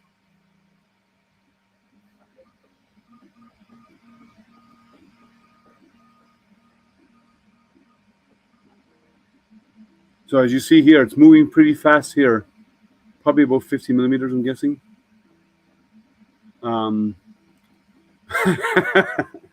Yes, you were watching the stream too, yes, weren't you? So the Leprechaun reference was, we were at about 4 o'clock yesterday afternoon, Eastern time. They were all hanging out by DB3D. He has a camera set up. We were over there chatting. And somebody said something about someone's height. So Dan came out. Dan is taller than me. I'm 5'9". Dan is about 6'2", 6'3". I'm maybe even a little bit more than that. And he came over. And then to show how short I was compared to him, he found everybody around him that he could find that was taller than I was, and brought them all over to stand around me. Everyone. They haven't set it up yet. The ToysForTots. So they haven't activated it yet. It's going to activate. If you go to IC3D printers, is it IC3Dprinters.com? Or just Google IC3D, and it's on their website. You can do it, but they haven't opened the registration yet. They're opening the registration next month, I believe. So they said they're going to get this Murph over and done with, get back, have a breather next week, and then they're going to start working on it. So I actually talked with the guys who are who plan it. They need to raise money for the shipment of the materials. They're estimating that this year is going to cost about $30,000 in filament and shipping of it. So they have a 501c3 set up. I do not know details of. They haven't announced the details of it where people can go to donate to it. I need to get that details. I'll get it next week when they're back in the office. I'll ask them for details. But they have a 501c3, so it is tax deductible. And I'll get the details off them, and I'll start sharing it out so we can get people to start donating towards it. But there is a lot of money. Like, they are fine donating the material, but the shipping costs and the amount of material that has to go out there will be a lot. I'm even considering sending them shipping material to me. I might just, if they're going to give me the 10-kilo spools that I'd like to use, I might just drive down. They're a 4-hour drive from me, and I might just drive down and pick up the material. If they're interested, if they're willing to give me the really large spools. I have material here. These are full. I think beyond what you see here are mostly parcels, or some used. But anything that I was sent to use for ToysForTots is still in its packing, like these. These are still in their packing. These will be used for ToysForTots. And any others that come my way, I will use. I will be hitting up a couple of filament companies to see if they're willing to donate filament. I'll put it to good use.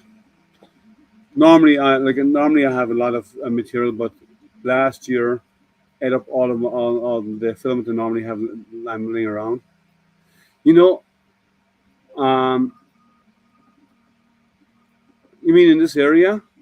I didn't do in all fairness, this was my first time to Murph, and I didn't want to go around and do interviews and so on. I just enjoyed the event and enjoyed meeting people. So I don't have a lot of content from Murph, other than you saw me walking around to prove that I was actually there. But I didn't want to do that. I just wanted to spend time and explore and enjoy it and meet people, which I did. If I get more, if I go to visit like a meat makers locally, I'll probably do more stuff like that. But this year was just to hang out with everybody there.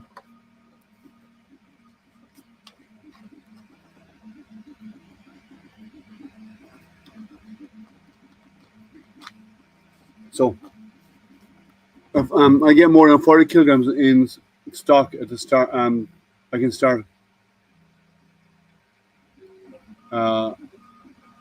Yeah, I probably have more than 40 kilos in stock right now. I won't have for long once I get this going. But yeah, you can register. They haven't released the toys for this year, so I will be. But I do have the files from last year, and I will actually test them on the belt to see what ones work best on the belt. Not every model is good for a belt printer, so I'll figure out which ones are. But once I get them figured out, I will run off multiples of them. It'll all depend on the designs.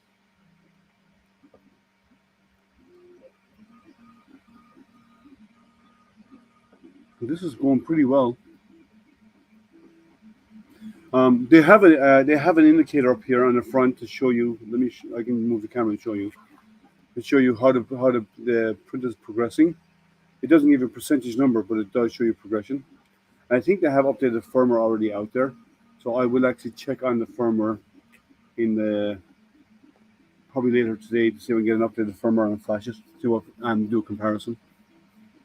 The flexi ones look. Okay. I think the flexi would do okay in the belt. I do think they would. It depends, because maybe. Here's the issue: the flexis only bend so far, and the scoop on the belt is about half of the belt of the drum down. So it's about an inch down or so, roughly. If the flexi doesn't separate on its own and come loose from the belt and has to be kind of scooped off a little bit too much, it may stick to it too much and it may actually break as it goes around the bend. So I do not know. I'll have to test them. This should, especially if they're on PLA, but I'd have to test it. And I need to do a bit of testing on PET-G on a belt printer. I haven't done any. I said this is my first functioning belt printer. I do not know. Ooh, a fan just kicked in there. For the first time, it sounds like it's cooling the main board. Yeah, you can feel a bit of heat here. It's probably the cooling fan for the main board and the power supply. It was quiet up until now. It just kicked in. But that's not a bad first layer. There's a bit of lines on it. I'm sure it needs to be. I need to tune my extrusion. I'll do some E-steps on it in a while. It won't take very long to do that. Oh, here's a problem.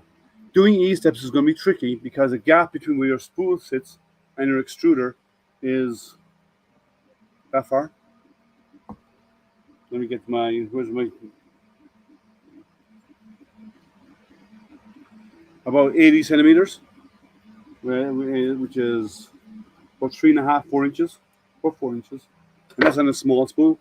So you'll have to take your spool off, mark it, and then do your E-steps, because there's not much room there.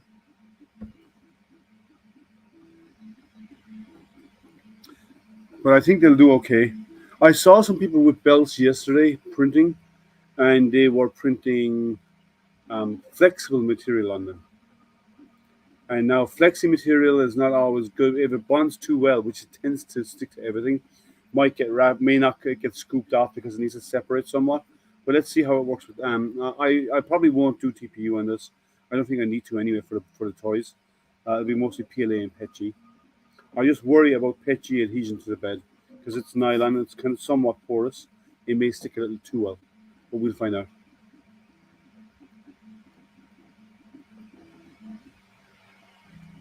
And everything will have a textured finish because of the belt finish.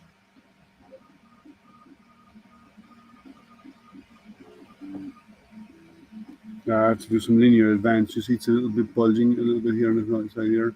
I'll probably have some linear advance to do, or some calibration on the steps on the x-axis. I'll check all of that later today. It's not doing too bad. It's about, I would guess, 2/3 of the way there. It's not a little bit more. Maybe 3/4, because the part that's printing now is getting smaller and smaller. So it's probably 3/4 of the way through the print. Because the pass, each pass is going to get shorter and shorter now as it moves out towards the corner. And I may quickly have to pop my my camera off at the end, because it's going to feed forward to feed it off the end.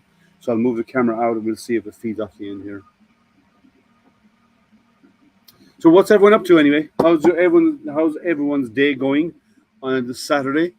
It is 1 o'clock for me in the afternoon. I haven't had breakfast yet. I was tired after my long drive yesterday, long drives there and back, and hanging out and being busy all day. So kind of got up a little bit late this morning. Yes, lazy bones, I know. And you're painting. What are you painting? You're painting a model or a house? And are you that chocolate extruder that from? When are you going to do that? When are you going to stream that? I'd like to see that functioning. I've tried talking to them and they have not responded at all. Not even a response. I'd love to review it. I've heard people having issues with it. I just want to see my experience with it. I'm doing a model. Very good. But I want to see the chocolate extruder. You'd have to use the right type of chocolate, I'm assuming, because it has a temperature limitation on the inside of it. And so you'd have to use the right type of chocolate extruder. But other food stuffs would be kind of interesting to do.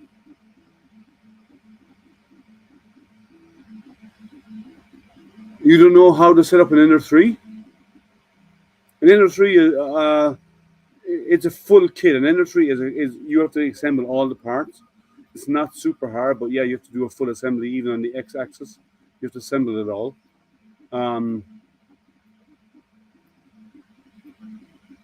Well, you can do it.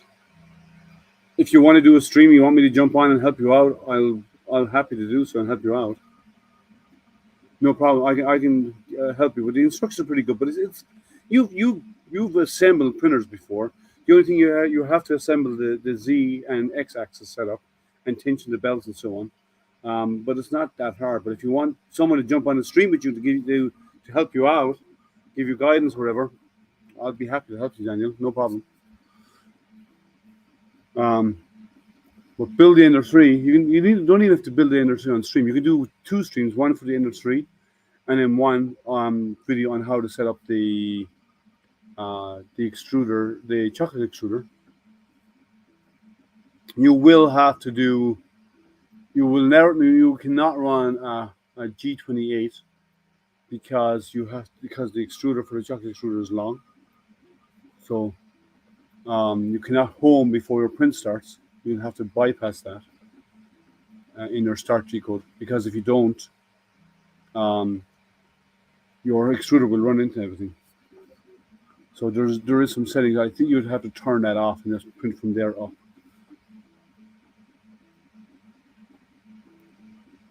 I'm sure they have instructions for this. I hope. do everything with that chocolate extruder off the machine, test it, make sure you don't home before the G code starts, so everything moves, but it's just not extruding, and then add the chocolate extruder afterwards. Is what I would recommend.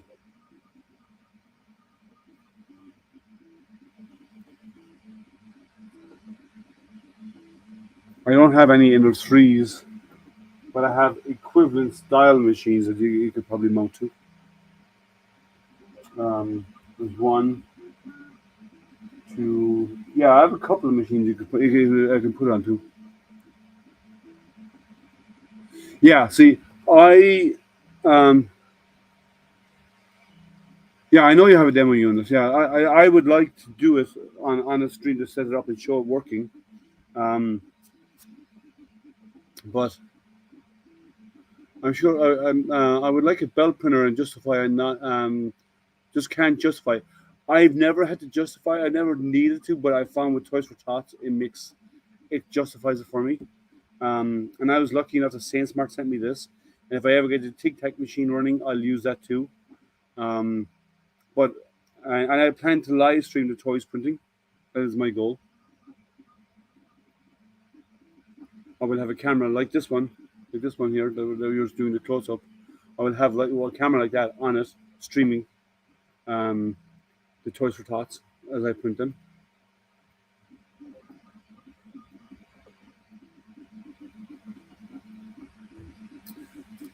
So we're almost done with that print.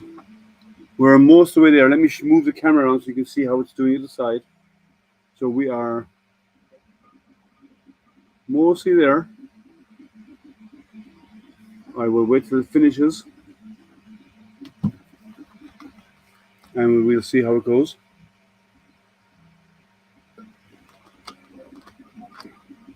It went from a non-working printer because it was a return. They said it was a refurbished machine. I don't think it was Dean's refurbished. I would say it's a return machine. But printing now, just a loose belt is all it was. The Y-axis was not moving. The Y-axis is now functioning, as you see. I'll do a bit of tuning on the Y-axis more, and on the steps and E-steps and X, Y, Z. I will test all of those. Mostly X and Y, actually. Actually, X seems to be okay, or the Y seems to be okay. I think it's going to be the X-axis I need to do steps on. And then I will get the extruder done today, the E-steps. We should be good to print, and I will kick off 1 or 2 prints and see how it goes. We're very close to it. Each layer is getting shorter and shorter. I would say we're about 85% done. No, I had tested their demo unit, and it was a hit and miss with QCs. So a lot of reviews that are out are yes, but this one I have now is their final product. So we'll see how this goes. Yeah. No problem. Yeah, I said I would love to test it. I would love to set it up. Like, I bake. Yes, I'm one of those guys. I actually do baking. So I would love to test out 3D printing. You get some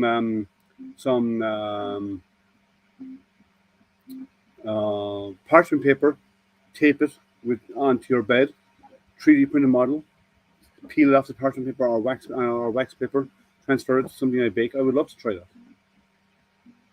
that. But they haven't been responding to me.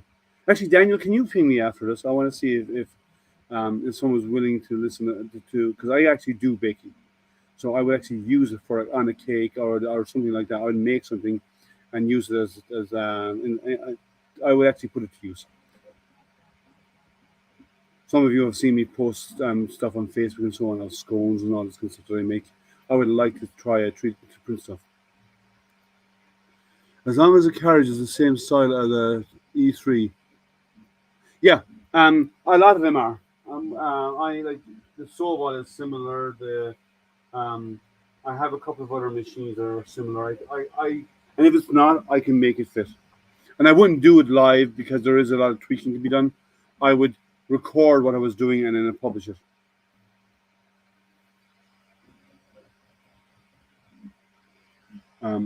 I'm not going to buy another Ender 3 because I don't need one. But I will get it working. I will make an adapter if I have to get it working. Hey, how are you? Good afternoon. It's afternoon time for me. It is 10 minutes after 1 in the afternoon for me. But how are you? Fan kicked on again, the cooling fan, so it doesn't stay on all the time. It only comes on when needed and then turns off, which is nice. CR10 V3, no, I did not. Is 5 months later, I'm still having problems. I don't have any. I had CR10s minis in the past. I haven't had any of the bigger ones.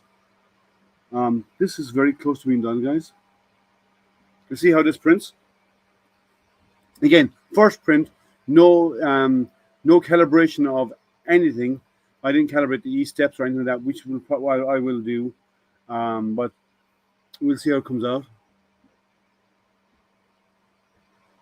Well, yeah, you can do the Ender live. But I wanted to ping me, send me a message, send me a chat message on Facebook, Daniel, please.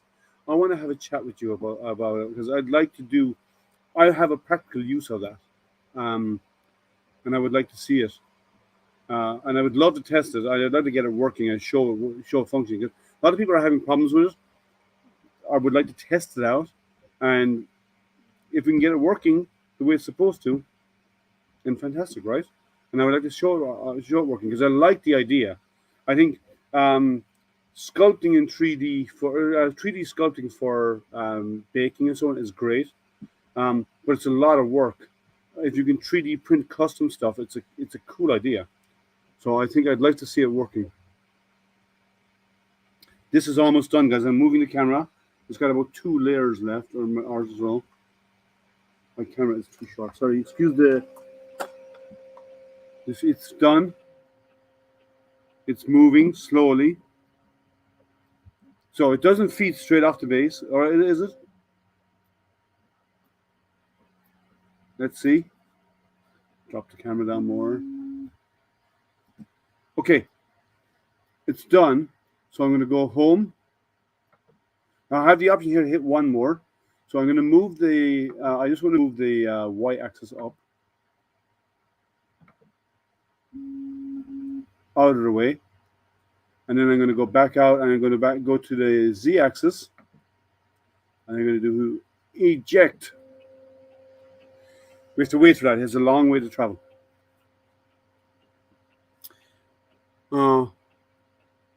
The topic for what? For which? For now, we're just going over the SainSmart printer that I was sent. It was a return to SainSmart. It was returned because one belt was loose. The y-axis wasn't moving. I fixed it. It's moving. I did a test cube, and we are waiting on the test cube. And we are waiting on the test cube. And we're waiting on the test cube. This is normal, right? It's a slow-moving belt. The front wall here doesn't seem perfect, but we'll have a close look at it. You can see there's some lines on it, but that could be extrusion rates. It could be set up to extrude too much. I will check the E-steps.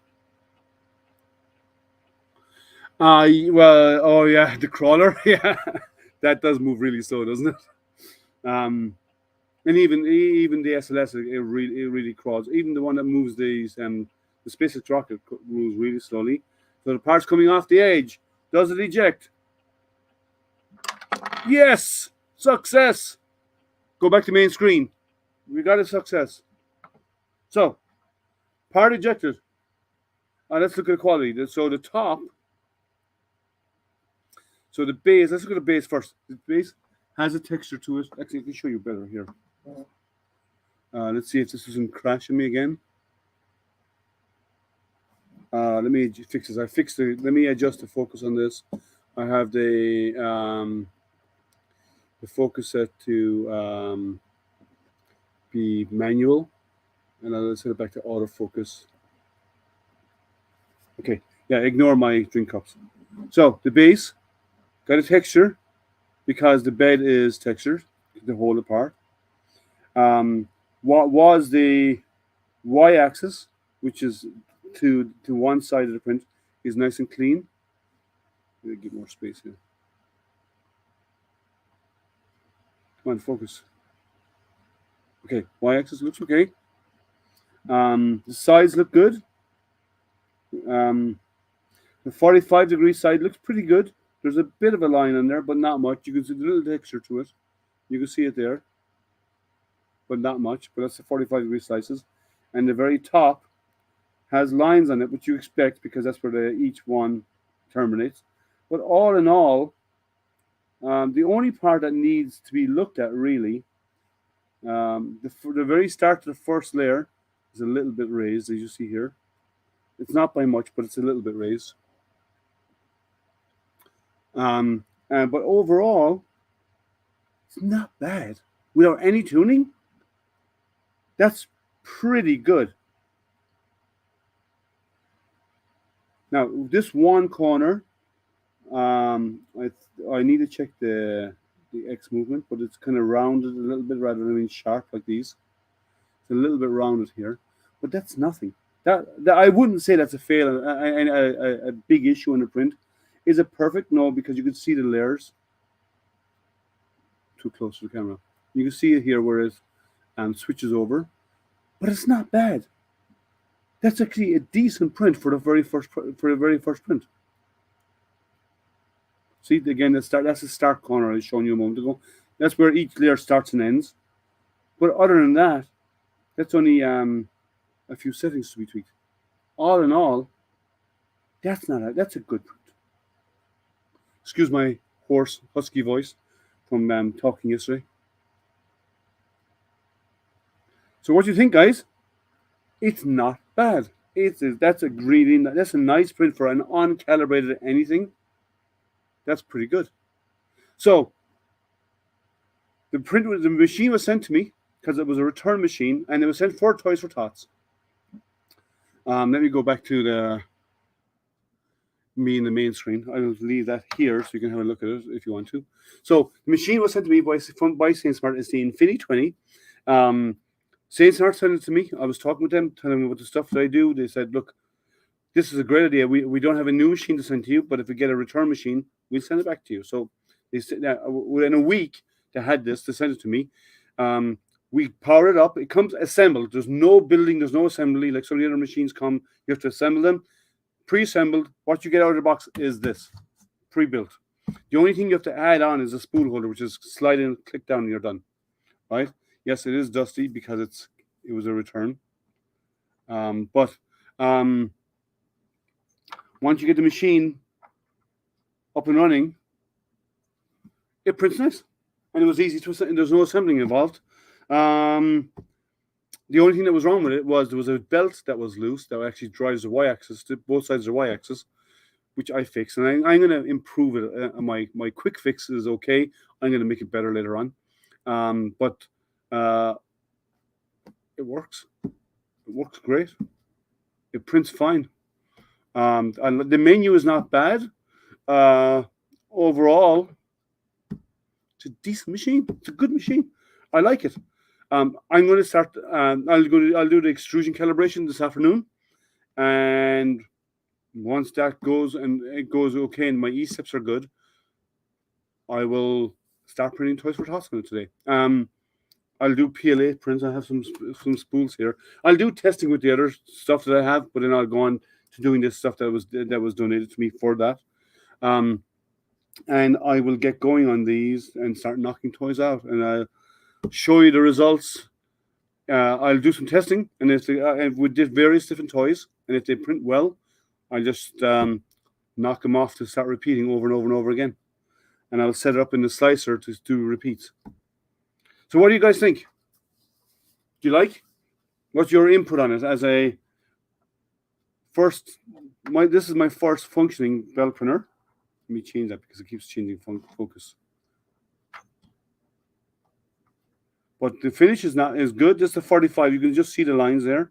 They're very faint. If you rub your finger on it, you can just feel the lines, but it's very faint. There's no real no echoing really going on here because it moves slowly, so there's no echoing. going on in the axes. And that's the y-axis. Their y-axis would be the Z movement, because it's 45 degrees. Each layer is 45 degrees, so it's nice and clean. There is no no echoing going on in the print there. The first layer, the very first part of the prints, is always an issue with any belt printer. So I would always print something just before it and lead it in. And there's the top. Come on, focus. There you go. The top is nice and clean. I think it's good. What do you guys think? What do you think about it? The Infi-20 Belt Printer. I like what I see. I like the printer. It functions great. Not bad for a machine that someone's else sent back to say, oh, it's not working, when all they have to do is go in and tighten the belt. Take off the front cover. I know it came out of the factory. It shouldn't have been there yet, but it was. Stuff gets shifted in transportation. There's one or two bolts I want to replace to be a little bit stronger. I don't have any of them, so I'll go buy some tomorrow. But that's all it was. Tighten a few bolts. Done. Working printer. It does have a plastic extruder up here. Let me show you that. Extruder here is plastic. I want to put a metal one on there. I don't know the idea of this cable. I have to figure out what this chain is all about. Oh, I know what the chain is for. Look, silly me. It's to hold on the extruder clip. Isn't that that's a nice idea? So you don't lose it. The little clip to hold on for the boarding tube. The locking clip. It just holds it in place. Cool. And you have a filament run-out sensor. So other than changing that to a metal extruder, it works. Works great. Switch over to the main camera. So we had the Infi-20 printer. Worked good. I like it. Well, even if it's not a return machine, if it prints like that out of the box,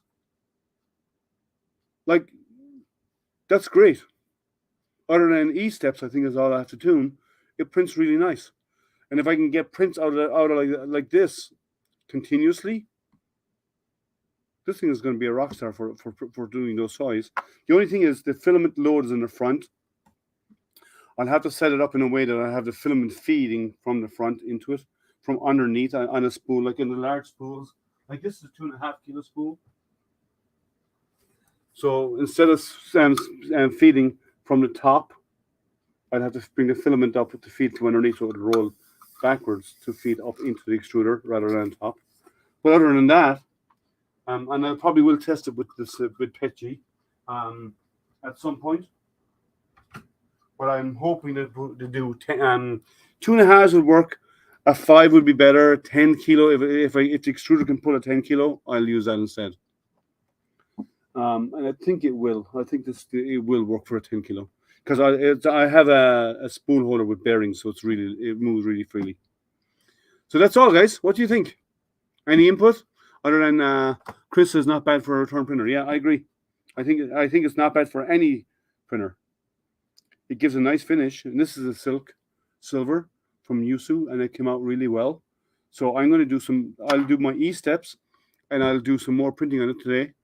I think we got a winner. I like it, and I didn't have to build anything. We spent most of the stream printing. Well, fixing that belt. If that belt wasn't an issue, this stream would have been over 45 minutes ago or more, because I had printed the part already. So, any other comments or anything? It's not a bad. If you're on Facebook, actually, let me go to my. Let me get you that link. If you're looking at it, come on, click. Let me get you the description or the link from my YouTube. I posted in the description. So let me go to your channel. Where am I? This is going to be audio, so excuse the double audio. And if you want to look at it, I have a link. Where am I? Copy. There we go. I'm going to paste up the link there if you want to have a look at it. It's oh, that's not what I was hoping for. Sorry.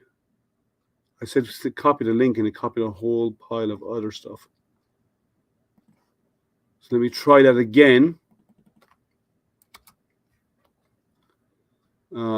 Paste. There we go. If you're thinking of buying it or anything like that, use that link, please. If you're going anything from SainSmart, use that link, please. That way, then the SainSmart know that people are on my stream are actually going out to check stuff out. But they might want them to send me more stuff to actually do reviews on and so on, because they have CNCs and stuff. And I'd like to try one of their larger, like they have a 6060 CNC. I would love to try their larger CNC because I like doing I have some smaller CNCs, but something bigger would be nice. So, what do you think, guys? I hope it's an interesting morning for you. And those of you who weren't at Murph, don't want to make you feel bad, but you kind of lost out. It was kind of fun. It was fun to meet up with everybody out there. If you can get to one of them, like Murph or Earth or any of those, attend. And those who ask for stickers. I have a few people who've already asked for stickers. They will be going. I'll send them out. I have to buy stamps, but I will be sending them out this week. And Kieran in Australia, I have stamps for overseas. I will be sending you one as well.